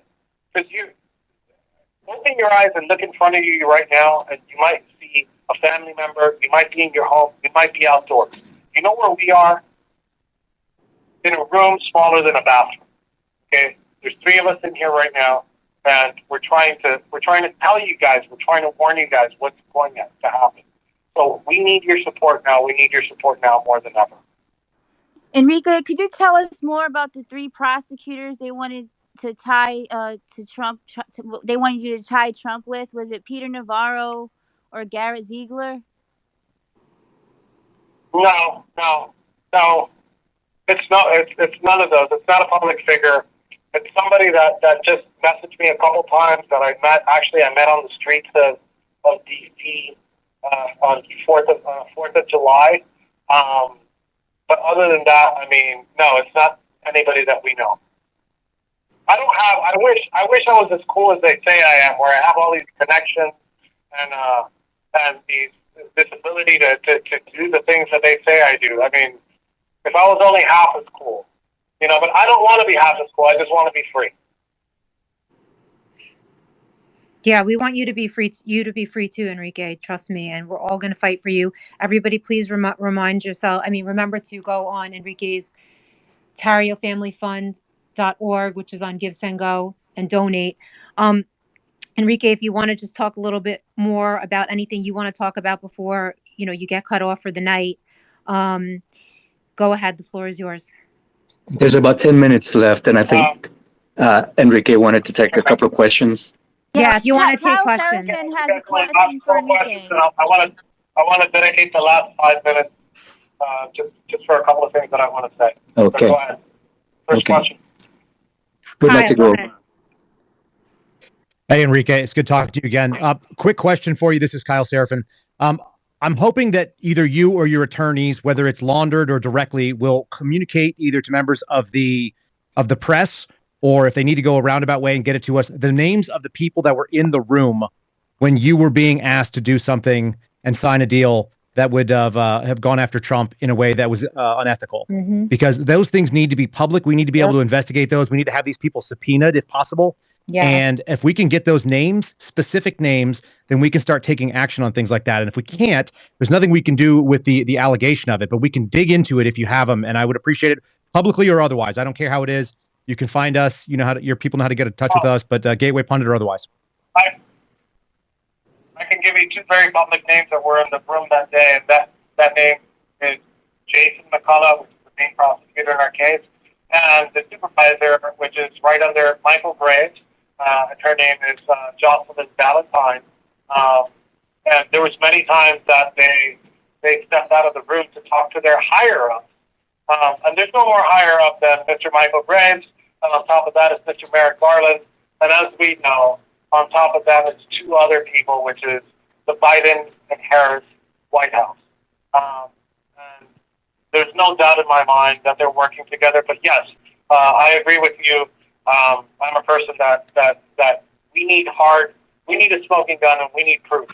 Okay, and those 2 names, and I will be speaking with my attorneys on a couple of other things when it has to do with the meetings of that day. So thank you, Kyle, for that. Yeah, follow up to that. Were there great. any FBI personnel that were in the room at that time? Did you have any investigators that were there?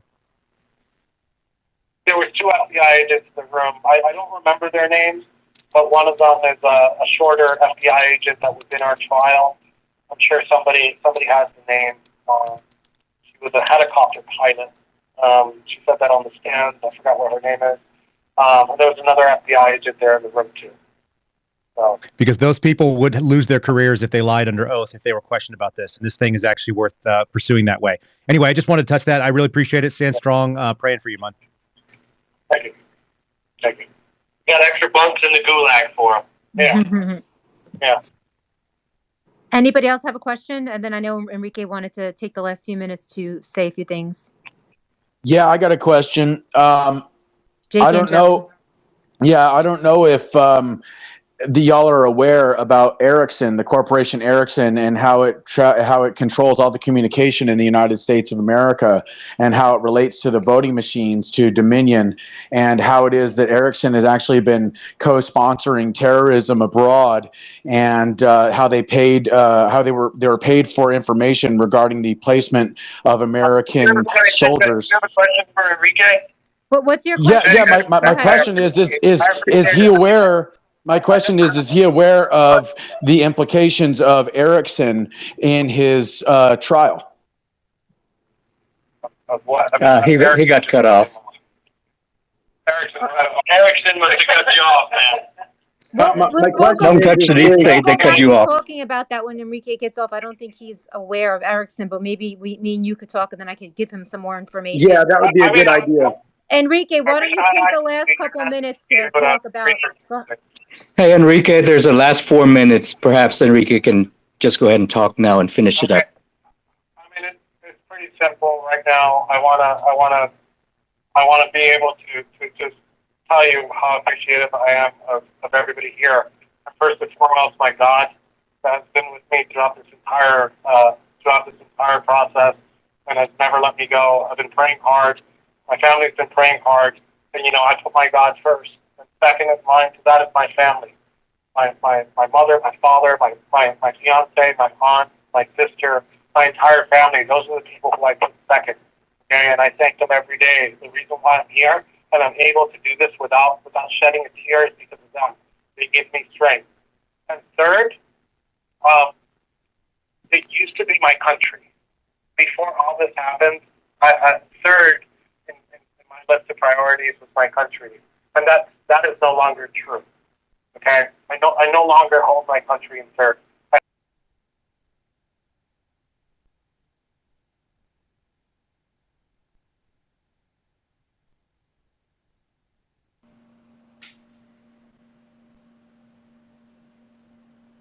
I think he got cut off. Can anyone hear him? I think you're right, Kara.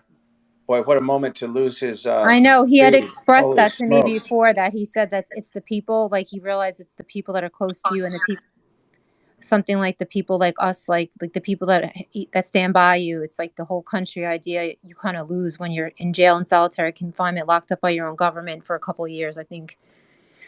Although I don't know how they all sing the Star Spangled Banner every night. I mean, it's beautiful. It really is. I was tearing up, but you got to be so, and they're all still so loyal to Trump, which is amazing and incredible to me, and it just goes to show, the loyalty to Trump and how important it is that we get him back in and to pardon these guys right away. Is there any chance that the fellow who said he could prove the J6 setup in a few weeks? Could that person please direct DM me? Yeah, that's Tariq, and Patrick, I'll share his information with you, Tariq, if you don't mind. Was that Tariq Johnson? Yeah, it's Tariq Johnson. Oh, yes, that's me, and thank you, Patrick. Get in touch with me, please, directly. I will. Thank you. Yeah, this information, guys, needs to get out to the Weaponization Committee. Donald Trump needs to hear this, because what they're doing with Enrique, obviously they're doing already with that. They already have a witness that they threatened prosecution on, the employee at Mar-a-Lago. So they're going to just, coerce this guy, scare this guy into lying under oath so he doesn't have to go to jail. So they're going to do this to everybody. And, God only knows, and it has to be exposed. Jim Jordan needs to, open a committee hearing onto this. And I'm so glad that Kyle brought that up and actually said that we need to get those names, because he does have names. He's told the names to me before, and they need to be subpoenaed and they need to be interviewed before Congress. Because if they indeed did ask somebody to lie about the president of the United States especially before an election, or in general under oath in a court of law, they are the ones that should be in jail. So, and I'm sorry, I guess we lost. Cara, if you have those names, particularly the FBI people, I wasn't able to follow a lot of the trials. There was an awful lot going on, and we just had a new baby. But if you guys are able to dig those names, and I'm looking for them right now, We the can. FBI We will. personnel specifically, and I'm sure we can dig them up. I'd love them in a DM, or you guys can find me on my website. It's Right. just my name.com. Let's put some internal sourcing on this and find out what's going on there and find out what kind of people they are. And I'm more than happy to do it, and I'm saying it on record. So Yes, thank you so much. Like that gives us so much hope because maybe like I don't know what it's going to be that's going to, finally spill over. That's going to make, this all better, but it has to crack at some time. And we do have the truth on our side. If we did, like I've said a million times, get the weaponization committee to do a hearing. We don't need to do a show trial like the January 6th committee. We have the truth on our side. We don't need like, a TV production crew. All they need is to get people on the stand that will tell the truth. It doesn't need to be hearsay witnesses. So everybody on this call, please call Jim Jordan and pressure him. Like if everybody on this phone call calls and, overloads his office and his assistants saying that we want a weaponization hearing into January 6th trials and what Enrique Tarrio is saying, let him know. I don't see how he cannot do one because this is huge stuff. I think we should also be really honest, though, about what's happening with weaponization and that it has been a show trial on their end. They've been doing this auditioning for their Fox News hits. Right. If anyone doesn't think that's the case, talk to anybody who's gone out in front of them and the sort of treatment that they've gotten. They've abandoned legitimate whistleblowers like my buddy Steve Friend and Garrett O'Boyle, and they pushed them for people who had peripheral knowledge and nothing to allege for their first opening. That's not how you do these sort of things. If you're a serious investigator, if you're trying to manufacture a case or you're trying to present a case to the public, they are not presenting it that way. And then the other thing is, none of these people can seem to be bothered to get together and get their damn story straight. Either cede all your time to a Matt Getz who wants to go after and put something together in a real coherent narrative of questioning, or you can all get together and put the questions in order and divvy them out to the different members if that's what's going to happen. But that's not what we're seeing. We're seeing a mixture of soliloquies. We're seeing a mixture of random questions or people talking about their pet projects. And there's no organization there that represents a serious effort to get to any sort of truth. And on the other side, what we see is an absolutely organized effort by Democrats to smear the whistleblowers that have gone forward from every ilk. And they are also going forward to talk about whatever their pet projects are, which are to distract. And they're going to just talk Trump, Trump, Trump. This has not been a serious effort so far. It's been incredibly disheartening to look at from the outside because there is a way to do this and they are not doing it. So if you're going out and calling these representatives, tell them to get their shit together because it is infuriating to watch from the outside, having people have their lives destroyed and these men look at like decades in prison for something that they could have gotten after, and they are not doing it in a serious way. It's really, really disgusting, and it keeps me up at night. It keeps me up at night too. And you bring up a really good point.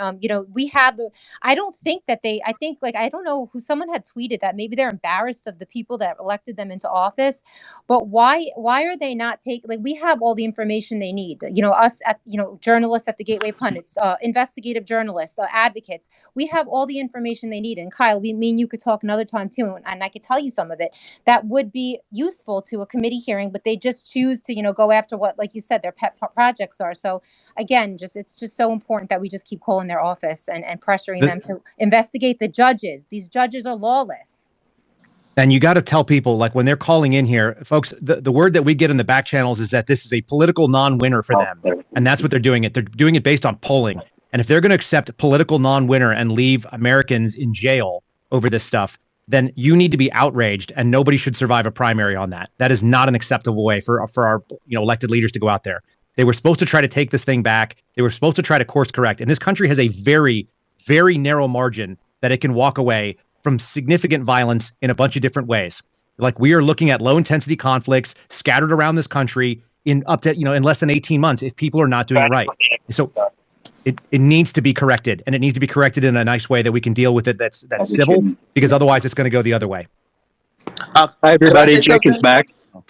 Is Enrique back, or is that Jake? Enrique has left, but Jake would like a closing word. All right, Jake, could you let Enrique know that we love him? We missed the last thing he was saying, but we're praying for him. Everybody's going to go hopefully share the Tarrio Family Fund on Give, Send, Go and contribute so that Patrick can match that with 100,000, which is so generous. And Patrick, thank you so much. You're an amazing patriot and for everything that you do. And just please pray for Enrique Tarrio, who was sentenced to 22 years in prison when all the guy likes to do is just go fishing and be outside and be outdoors. He's in a cement cell, and just please don't take your freedom for granted. And everybody just pray for Enrique Tarrio. Let him know that we love him, Jake, and that we're praying for him. Everybody on this Twitter space. Of course, guys. Thank you so much for putting this together. I speak for all the Jan 6ers here. I've been locked up 974 days without a trial, and I've gotten to know Dominic and Ethan and Enrique and Zach Reel and the Proud Boys, the Oath Keepers. I've been to 13 different prisons, and I can tell you, everybody that's listening to this Twitter space right now, that the January Sixers represent what's the best part of America. We're all from different backgrounds, states, areas of the country, but I've met some of the best people I've ever met in my life behind these prison walls. Men of very deep character, their integrity, and what they're willing to go through for all of our liberty, for freedom in America, for constitutional rights and values, I think is heroic, and it can't be understated. And the plight of the January 6th political prisoner, I think that everybody in America really can attach to it. We've recently had even members of Black Lives Matter start reaching out, and they're seeing what this criminal justice system, this two-tier justice system, is now shifted over to Trump supporters and conservatives, and people are outraged. And I think it's really important that things like this happen in this Twitter space to keep the story of Enrique and myself and all of these guys alive, and we're grateful for that. And the efforts behind the scenes that are happening with the Gateway Fund and Jim and Alicia and Darren, Hong, and the people who do the fundraising for all of the legal funds and stuff is absolutely vital. So I just encourage everybody that's on here, get yourself spiritually involved with prayer, emotionally, financially, invest yourself into this fight, because this is, tyranny. This is what tyranny looks like in America. So I just thank you guys again. If anybody on this Twitter space wants to really help out and get more involved with the January 6th movement, we put together an amazing website, j6truth.org. You can go on there. There's a contact form on there. My team runs the legal fund and the commissary fund for all the Jan Sixers. We've helped out thousands of families and got dozens of lawyers. So please get yourself involved. Keep on praying for us. The Proud Boys are an amazing organization that has been targeted by the Biden regime, and they will target the next organization, then the next organization. So we have to stand firm and united. And all the January 6ers, thank you guys, everybody that's on this chat right now, so much for your support, your love. You're just unwavering. You guys are unwavering. You're the patriots that make all of this possible. So thank you guys, like Kyle Seraphin, standing up, whistleblower, Patrick Byrne making amazing contributions. We need more of these things. We need to expand more whistleblowers, more big time conservative contributors. This is the seeds right now that we're planting to actually get us free. We need to free the Gen Sixers. So thanks again, guys. God bless everybody. That's j6truth.org, and keep on tuning into the Gateway Funded, because they cover January 6th like nobody else does. It's literally like our lifeblood. The January 6ers and their families would not be able to survive without Gateway Funded. So big shout out to them. This Twitter space is amazing. Thank you guys again. God bless America. We are standing by and standing back. The Jan Sixers. Thank you, Jake. God bless you. Thank you for always your positivity. I wanted to give the mic really quick to Derek Gibson. Derek, I know you had some information on January 6th. Derek is the former candidate for governor of New York, and he personally knows the Proud Boys pretty well. Derek, are you there? And if you wanted to really quickly talk about your organization that you founded, I don't want to say the word. I can't say it. Maybe you can. I'm here, Carrie. Good to see you. Good to hear from you, Rico, and the rest of my guys. POYB, I'm proud of you, boy. We got your back. We here 100%. As most of y'all don't know, I am a proud boy. I don't hide it. When it was pushing the narrative around about white supremacy, I said, well, I'm blue, black, and I'm a proud boy. So it's a bunch of crap, bunch of bullshit going on in the country. I want to say hi to Harrison, Florida. I stayed down in Atlanta, and I fought for him. I stood in front of the Fulton County Jail and put the pressure on Fanny, because he was the only dark person that went in there and stayed in jail. So they're trying to send a message, if you're black and you support President Trump, that we're going to do you like this. So I put the pressure on the Fanny so he could get a bond and get released. But yeah, I'm the guy. My organization is Niggas for Trump. That may upset some of you people, but I don't give two shits about that. I put that out there, and I got the eyes and ears nationwide of the people. I'm fighting for this nation. I'm fighting for this country, and I will be seeking Congress in District 12 in New York. But I'm out here fighting. I just want to say I'm proud of you boys. And y'all keep the good work up. Kara, thank you. Kara is my former campaign manager when I was running for governor of the state of New York, and I should have been governor by now, but of course, the train ran off the track. Thank you, Kyle. You're doing so much, and I watches you. My friend Tariq, thank you, and the rest of y'all in the group. Y'all have a blessed night. Thank you, Derek, and thank you for speaking out for President Trump. As Phenom, I know you've been raising your hand for a while. Thank you so much for your support and the great Twitter spaces that you do. Well, thanks, Kara. I was just remembering, sorry, I'm a little under the weather. I was just remembering when most of the conservatives Phenom, are you there? Yeah, can you guys hear me? Speak up, please. Okay. Can you hear me now? Yes, better. Okay, great. Yeah. So I was just remembering when most of the conservatives and definitely the conservative investigative reporters were still deplatformed on Twitter. And we couldn't really Can say a whole. anybody hear her? I Kara, can. we can hear her loud and clear. Okay, I'm It's sorry. fine. Okay. I'm gonna leave and come back in, Jim. I'm just letting you know. Okay. Just let Thank me you. back All in. right. Okay. Okay. Can you guys hear me okay? I'll make it Yes, quick. go ahead, Phenom. Okay, yeah. So I just wanted to say when everyone was banned and it was really hard to talk about J6, um, a, a man from West Virginia who had just gotten out of prison, Derek Evans, had come to my, election integrity spaces and said, "Hey, I want to talk about my experience."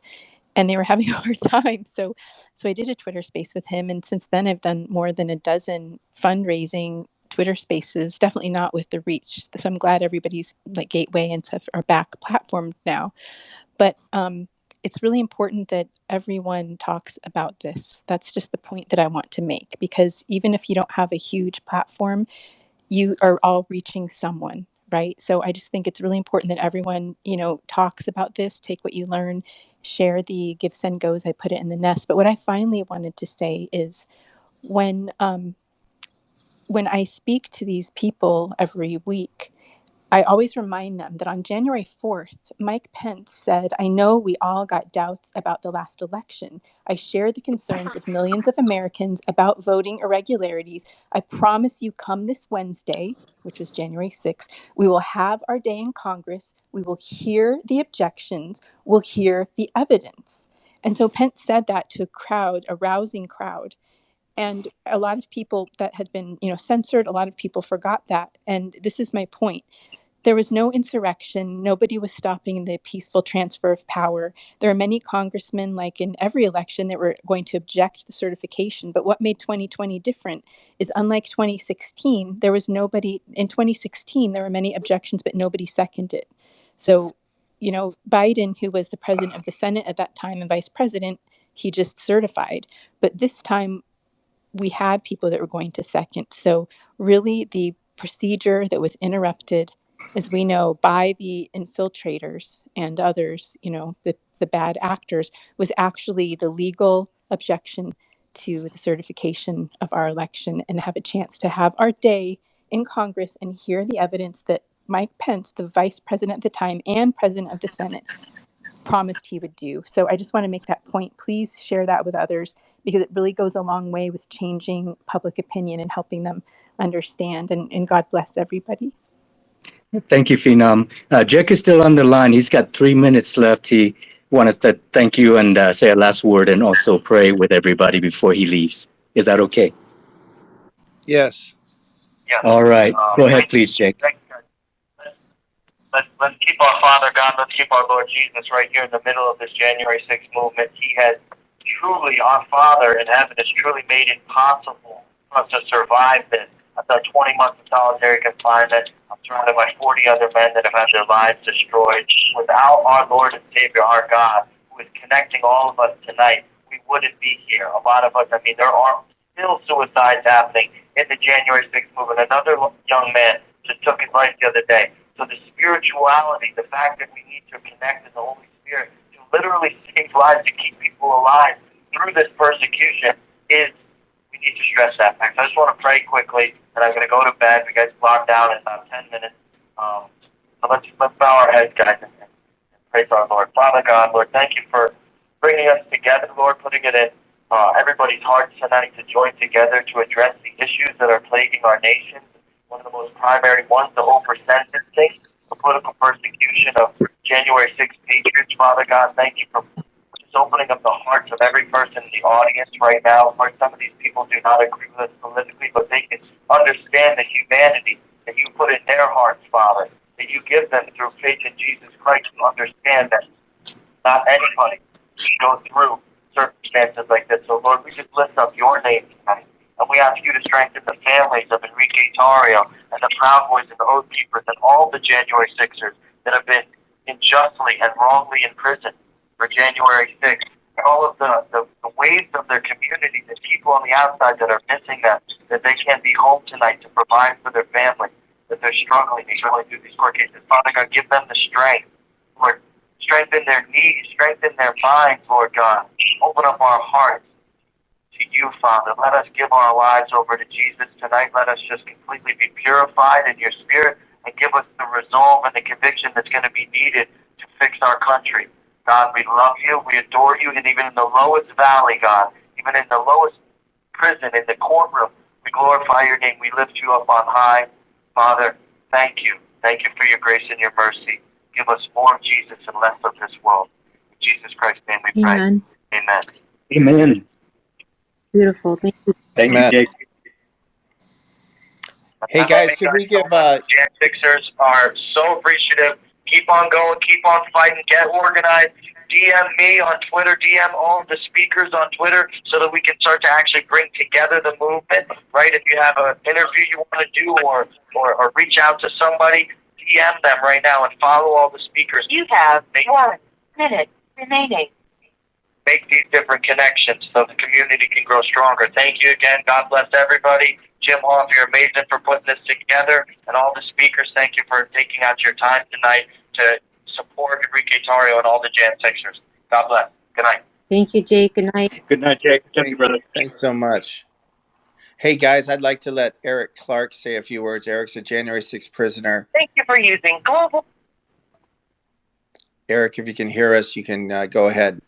Absolutely, Jim. Absolutely. Thank you for that, and thank you for bringing us Jake and Enrique, their friend. So the mediator for them. I don't know if y'all know who that is, and I won't dox him, but he's a really good man, and he handles a lot of the fundraising that goes to the j6truth.org. And I'm just going to leave that there right now. Right? I know this from personal experience because he knows a lot of us personally. He prays with us, and he makes sure that things get done right. So I'm just going to leave that there for now and talk about what. So the Gateway Pundit recently, Jim here, he recently reached out to me because of something I didn't see as relevant as what a lot of people have seen as very relevant. Right? I'm a pro se January 6th defendant, and it took me 2 years to fight to get access into that 14K database without signing that protective order that effectively waives your rights as a defendant to discovery and hands it off to your counsel. And if you choose to go pro se, they will force upon you standby counsel so that right will be waived off to your standby counsel. So it's been a hard fight, but I finally got it. I have to sit in the paralegal's office. I managed to force the courts to pay for. And one of the first things we found in there was the FBI has this facial recognition program called Baseball, and they feed their parameters into it. They feed their footage into it, their photos, and it spits out what they call baseball cards. And they're very similar to what Jim had noticed and others had noticed look a lot like what they used in the war on terrorism to hunt down terrorists. And right, like a lot of us, January 6th defendants, the vast majority of us really didn't even witness any violence. We ended up going in through open doors or were pushed in. And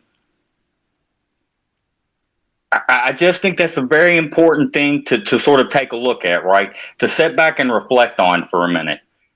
And I really don't like saying this, and a lot of people are going to disagree, but it might be time to start getting rid of some of these corrupt attorneys and thinking about going pro se, right? These fundraising organizations out there that do try to help, the ones that really do, those funds could go a lot further if people would just step up and see the truth for what it is. The lawyers aren't helping us.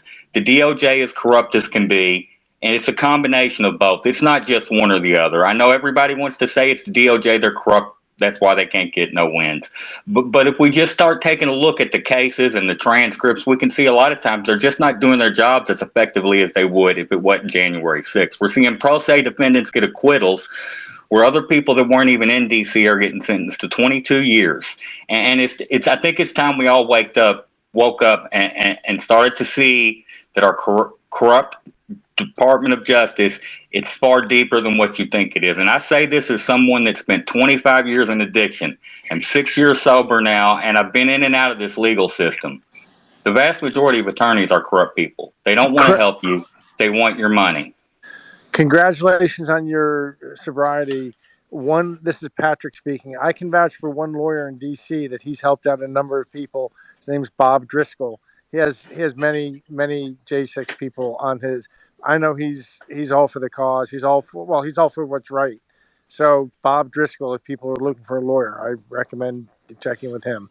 Very experienced. I'd like to add, I spent this whole year nearly in that courtroom, and it is no easy feat for these attorneys. Now this week at Zachary Lem's trial, the judge, I mean, she's better than the rest, Judge Dabney Friedrich, but it's going to be a hard time to get Lieutenant Byrd to take the stand. It's going to be a hard time to get evidence submitted when the judges simply do not allow it. So that's part of the burden. And I would absolutely agree that that's a huge part of the burden. And I'm not putting it all on their shoulders and saying all of them are bad. But I'm just saying that it's time to start looking at the simple fact that it is far cheaper on both the defendant and the American people that are funding us. If you at least take a listen to what I'm saying, consider it, right? Because a lot of the pro se defendants. Say again. You cut out there. At least. I'm saying at least take a look at what a lot of the pro se defendants have accomplished that lawyers haven't been able to, right? I'm just asking people to take an honest look. And I'm not saying they're all bad. I'm sure there's some great ones out there, but even the great ones don't want to oftentimes put their careers on the line when they know if they push a judge too hard, it may very well be, especially in regards to January 6 cases. And I mean, I personally witnessed things there that say 100%. I arrived and there's all this tear gas in the air, what it looks like, all these people all over the place. And I was one of the first people that arrived after the Trump speech ended. It took me about 25 minutes to walk to the lift after our president got done speaking. And I get right all the way up to the front, where a lot of people were like, I'm probably not going to walk through all that. And it wasn't tear gas at all. People were spraying fire extinguishers up in the air, right? The real violence didn't really start till later in that western tunnel after Victoria White pulled people down that were trying to break windows, and she was funneled over there and beaten. I mean, it's just time to start taking a look at what the truth really is from an unbiased angle, looking at it from all perspectives. And pro se defendants have gotten far more victories, right? When you've got William Pope invited by the House Oversight Committee, a pro se defendant in there viewing that 44,000 hours. Now I've gotten invited by them to do this. This wasn't an easy task. This has taken a lot. It's taken a lot of time off work. It's taken a lot of effort. But if you're willing to put that in, you're going to get some good results because you care more about your freedom than anyone else ever will. And Eric, I also wanted to say that Tariq is here with Kyle Seraphin. We would love to hear from them as far as some of the things that we ought to be looking for in the cameras that Congress has allowed for you to view. Let me have Tariq tell you about the cameras, but let me tell you something about the baseball card so that people have a really clear picture of what's going on. There's a little bit of a misconception what you said there, Eric. I'm going to straighten it out, but it's not your fault. I'm not familiar with any program called Baseball that spits this out. That may be a new program that may exist, and they may have grabbed it since then because of the volume of it. But a lot of these pieces of footage and a lot of the stuff was actually being evaluated individually by agents. You are correct as far as what a baseball card is, but it far predates January 6th.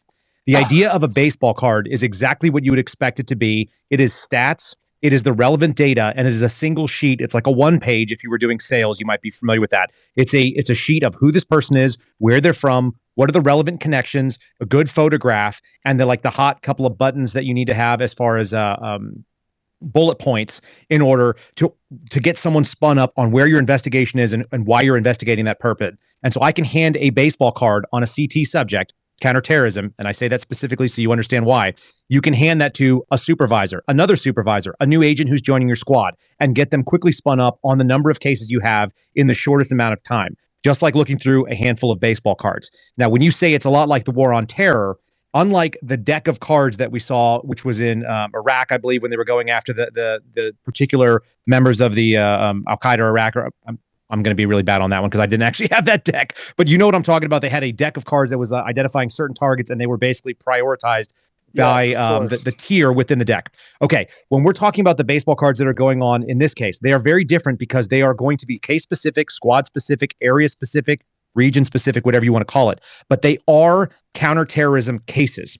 Most people, and especially defendants like Eric, are going to be dealing with their criminal case, which is not the same thing as the terrorism case that they are facing, which is not alleging a crime. And I'm going to say it one more time because it's really relevant. There is a terrorism case, a counterterrorism case. Most of these are under 266, like Oscar. I see Alpha Warriors in the room here. He's giving me the thumbs up underneath there. Alpha's case was a 266 Oscar. That is an indicator that the FBI opened a violent, an anti-government, anti-authority, violent extremist case. It's AGAAVE. That's the acronym. 2660 Oscar is the delineation under the Turk code. That's how the agent logs their hours. And those do not have to have a criminal allegation in them. They only have to have a nexus to domestic terrorism. And that's specifically what is going on with these things. So you can have two specific cases going on, one that is being prosecuted underneath the criminal end, which is going to use criminal tools like subpoenas, and they're going to have search warrants and things like that. The second thing can be working in the background as a counterterrorism investigation, which falls under the national security blanket. And that does not have to allege a crime. And most importantly, it doesn't use the same kind of tools. It uses things like national security letters, and they can use FISA and some other things if they can tie you to a foreign organization, which is a real weird stepping stone they'll use. They'll get domestic people that have no foreign connections to do that, just based on internet chats and stuff. So just be aware they can have two cases in parallel, and then they do what's called parallel construction. The parallel construction is when you know where it comes from because you've used the national security tool, and then you go construct it on the criminal side because you already know what you're going to find, and your search warrant's going to be good, your subpoena is going to be good. You've already identified where the information is, and you've strengthened up a criminal case. It's very, very unethical to do so, but that is what has been happening, and we know that because of guys like Alpha, who I'm buddies with, and we've talked at length about his case. Eric, I'm confident those are the same things that are going on in your case.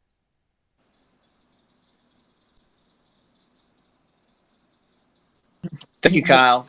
That's much appreciated. It makes a lot of sense, of course. And thank you, Eric, for bringing that up. That really is something I think, Kyle, most people would be shocked to hear that our government is actually treating protesters this way. That similar, it appears to us anyway, similar to what you would think they were treating criminals on their list. So anyway.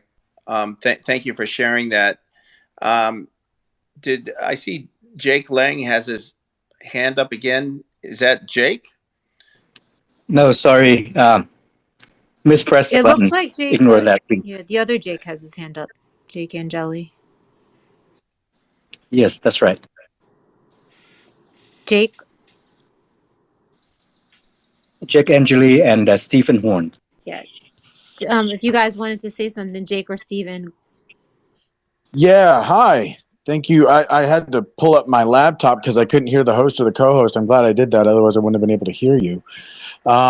So I just want to kind of lay a little bit of groundwork here because I think that it's important to understand this whole Ukrainian spy thing in context. To start, let us remember that Donald Trump got impeached because he made inquiries into Burisma, Hunter Biden, and the corruption in Ukraine. That was the first thing that happened when it came to his impeachment, was because of that. So once Donald Trump had his hand on the thread regarding Ukraine, then we really saw how sensitive that issue is. And I would like to just dive for just a moment, just follow me through, and I'll explain how this relates to J6. Okay? So, number one, Donald Trump was investigating Burisma and Hunter Biden and the corruption in Ukraine. Now, when we talk about Ukraine and Nazis in Ukraine and all of that stuff, what we're talking about is something called covert warfare. Covert warfare is the funding, the training, and the arming of insurgents or underground groups to do the fighting of a government that is on a foreign soil without the proper Congress or congressional approval. Okay, and they do this so that these underground groups can do the bidding of the government.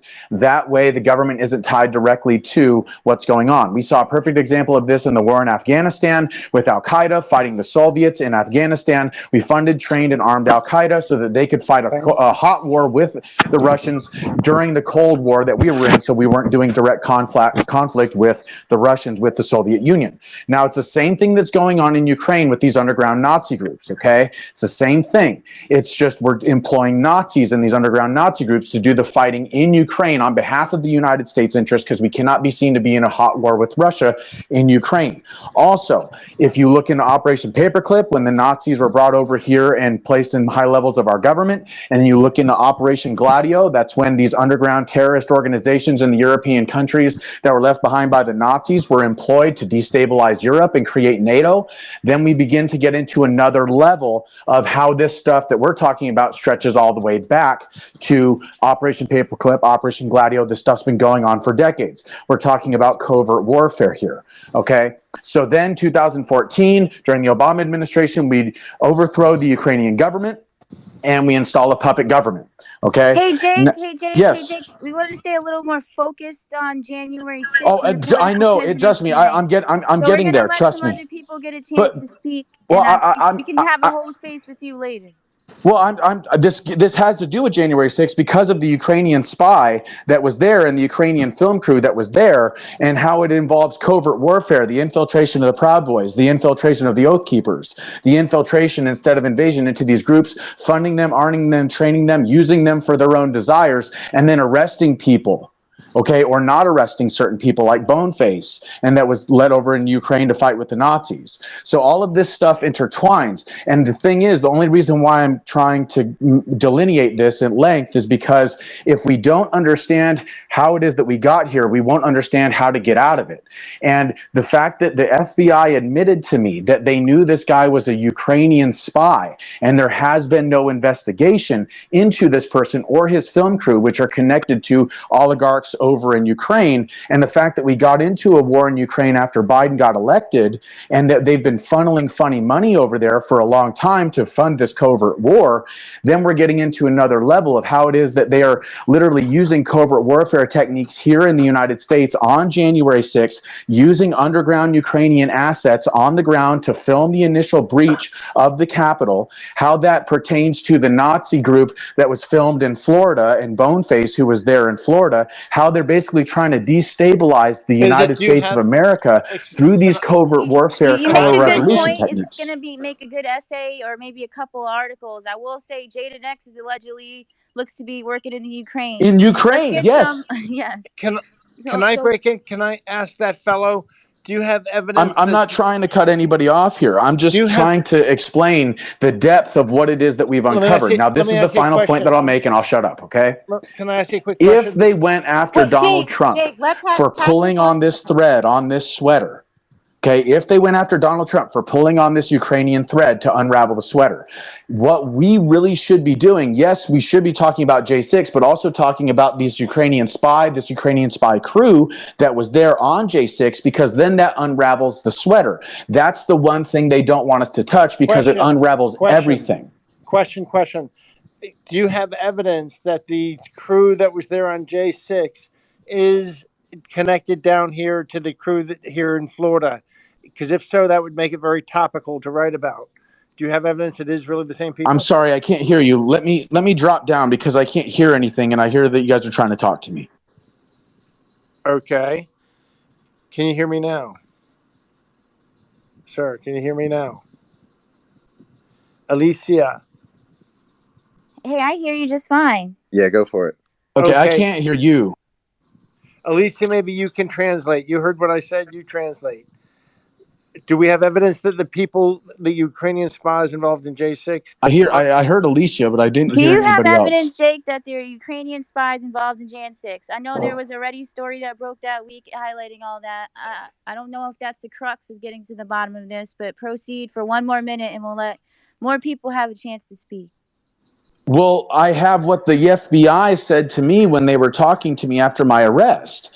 They said to me, "Do you know this man?" I said, "No." "Who is it?" They said, "He's a Ukrainian spy." And I said, I had no idea who he was. I'm posing for a photo. And they said, so you had no contact with him prior to January 6th? I said, no. And so they told me that he was a Ukrainian spy.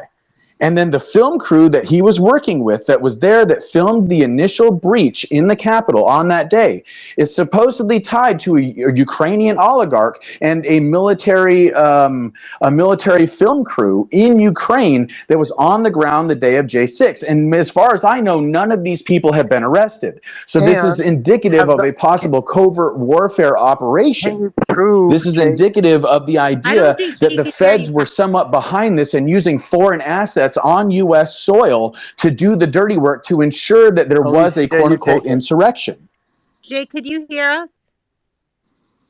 Jake, can you hear us? Yes, Jake, let's follow up on this story. I think I heard him just clearly. I don't know if y'all can hear Yeah. me, but Yeah, I know you I have. heard him clearly, Alicia. And Yeah. I think we should move that discussion to another time or have Jake write us something about it. It's I'm very sorry, I can't interesting. hear anything. I don't Okay. know Jake, why. we're interested in the story, but it's a little expansive for the sake of tonight's discussion. So we're gonna follow up on that with some stories, okay? And we're gonna get some other I don't people think to he could talk. hear us. I don't. Could I do every? This is Kara. Could you guys hear me? I don't know if I'm in the same I hear boat. you just Jake. fine, Yes. Yes, we Tara. can hear you, Yeah, Tara. it's getting Sarah. glitchy. So I know Stephen Horner is here. I know he's another independent journalist there on January 6th who's been visited by the FBI. Maybe you'd like to get a chance to speak for a moment, Stephen. Yeah, I'd appreciate it. I guess I had two questions. One is for Tariq or Tariq. I guess in terms of testifying, would you be willing to testify if called by the defense for one of these January 6 trials? I don't know if he's still here. The reason, no, I'm still here. I'm still here. Okay. No, the reason why I haven't testified is because I believe that, well, I know because I know what really happened on January 6th, that the best course of action for me would be to destroy the narrative of J6. And I've been doing this for the last year. No, most people, even on this space, probably never heard of me, but I've been doing this every single day for the last order speak about what occurred on January 6th because I was still employed with the Capitol Police. But I know nefarious actions before, during, and after January 6th. And I'm putting all that information together with some other people who would be considered whistleblowers. Now, to go over the short story is this: if I testified at everybody's case, I would always be in court. And my thing is this: that's not going to help people. What's going to help the masses of people is destroying the J6 narrative. And after a year, I'm finally close. After I did Glenn Beck's show, um, I I got information that I was getting, and it made me stop my car and take a couple of deep breaths. Um, this was bad. I know for a fact that January 6th was a setup of everybody on the ground that day, and I am weeks away from proving it all. Um, my Twitter just got, I think it's called shadow ban because I was getting a ton of views on my Twitter, and now I get. At the time when I was getting like 1 million hits on my Twitter, and I had like 5,000 followers. I have almost 60,000 now, but I get way less views. And then people telling me that they can't see my tweets for some reason. I am so close. But me helping everybody is what I want to do. The officers were aggrieved, the demonstrators were aggrieved, and I am at the apex of proving it all. So me being in court only stops me. I have to work. I started a Gifts and Go so I can not have to work two jobs. I was working to make ends meet 7 days a week because I got some of the money from my Gifts and Go. I don't have to work 7 days a week now. Um, so that's helped. But like that money's running out, so I'm going to have to probably go back to work on the weekends. But it is what it is. Money is not going to stop me. It may slow me down, but the narrative of J6 has to change because everybody that sits at the defense table is going to be looked at by the juror as an insurrectionist. And I know a lot of people are going after the DOJ. The DOJ is trying to prove their case. They want to win their case. But if the people that they select for their jury pool knows that it was a setup, how do you think they're going to look at the people at the defense table once they have the truth that it was a setup conducted by an unethical, overly ambitious, and misguided commander named Yogananda Pittman? And once I can prove it, like I'm already there, but I got to get it out.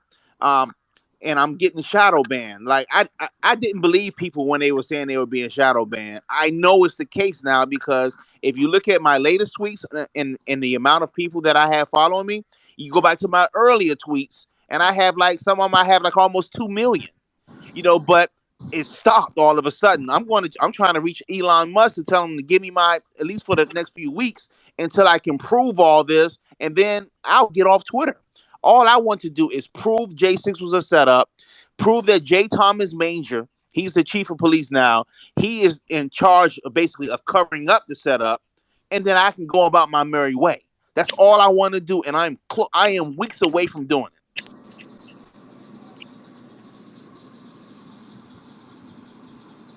Appreciate that, Tariq. Hey guys, I think it's 10:15. I think we're gonna shut this down. Kara and Alicia, thank you so much for putting this together. That really was an amazing Twitter space, and we certainly have a lot of headlines that we'll be posting tomorrow. So, and thanks for everybody for joining in. We really appreciated it. Everybody's comments. So, Kara and Alicia, did you have any final comments before we sign off? Yeah, I just wanted to please ask everybody to go to Enrique Tarrio's page, which is TarrioFamilyFund.org. You can find it on the Gateway Pundit page or underneath any articles about him, and donate so that we could take Patrick up on his offer, hopefully, which was so generous, and we're so appreciative of Patrick, and you seriously are so amazing to match that $100,000. I think he's at about 30,000 right now. And call your legislators, and also call Jim Jordan's office on Monday and ask that the Weaponization Committee and the Judiciary Committee look into the January 6 trials, the corrupt judges, and take a look at what Enrique Tarrio said about Donald Trump, them trying to get to Trump through him and making him lie, trying to get him to lie about Donald Trump. Make sure that Jim Jordan knows that. And, we'll speak with Kyle, I think, about getting those names of those FBI agents so that they could put them on the stand and get them to say under oath if this is true or not, because they can't lie under oath, like he said, or they'll lose their job. So please call Jim Jordan's office and donate to Enrique and pray for Enrique. Thank you all so much for coming on here, and follow all the speakers. Follow me, Alicia, and Jim, and please keep reading the Gateway Pundit, where we're going to continue to bring you the truth no matter what. Alicia, did you have any final comments? Okay. Well, with that, guys, thank you so much for this. We'll definitely write some articles tomorrow, as we said. Appreciated all your expertise, your time, and the heroism that many of you have for standing up against really incredible odds. Our hearts go out to you, and we certainly are there for you. And there's millions of Americans who are supporting all of you. So I hope you never forget that. Thanks a lot, guys. Thank you, Jim. Thank you, Kara, Alicia. And thank you, everyone who donated.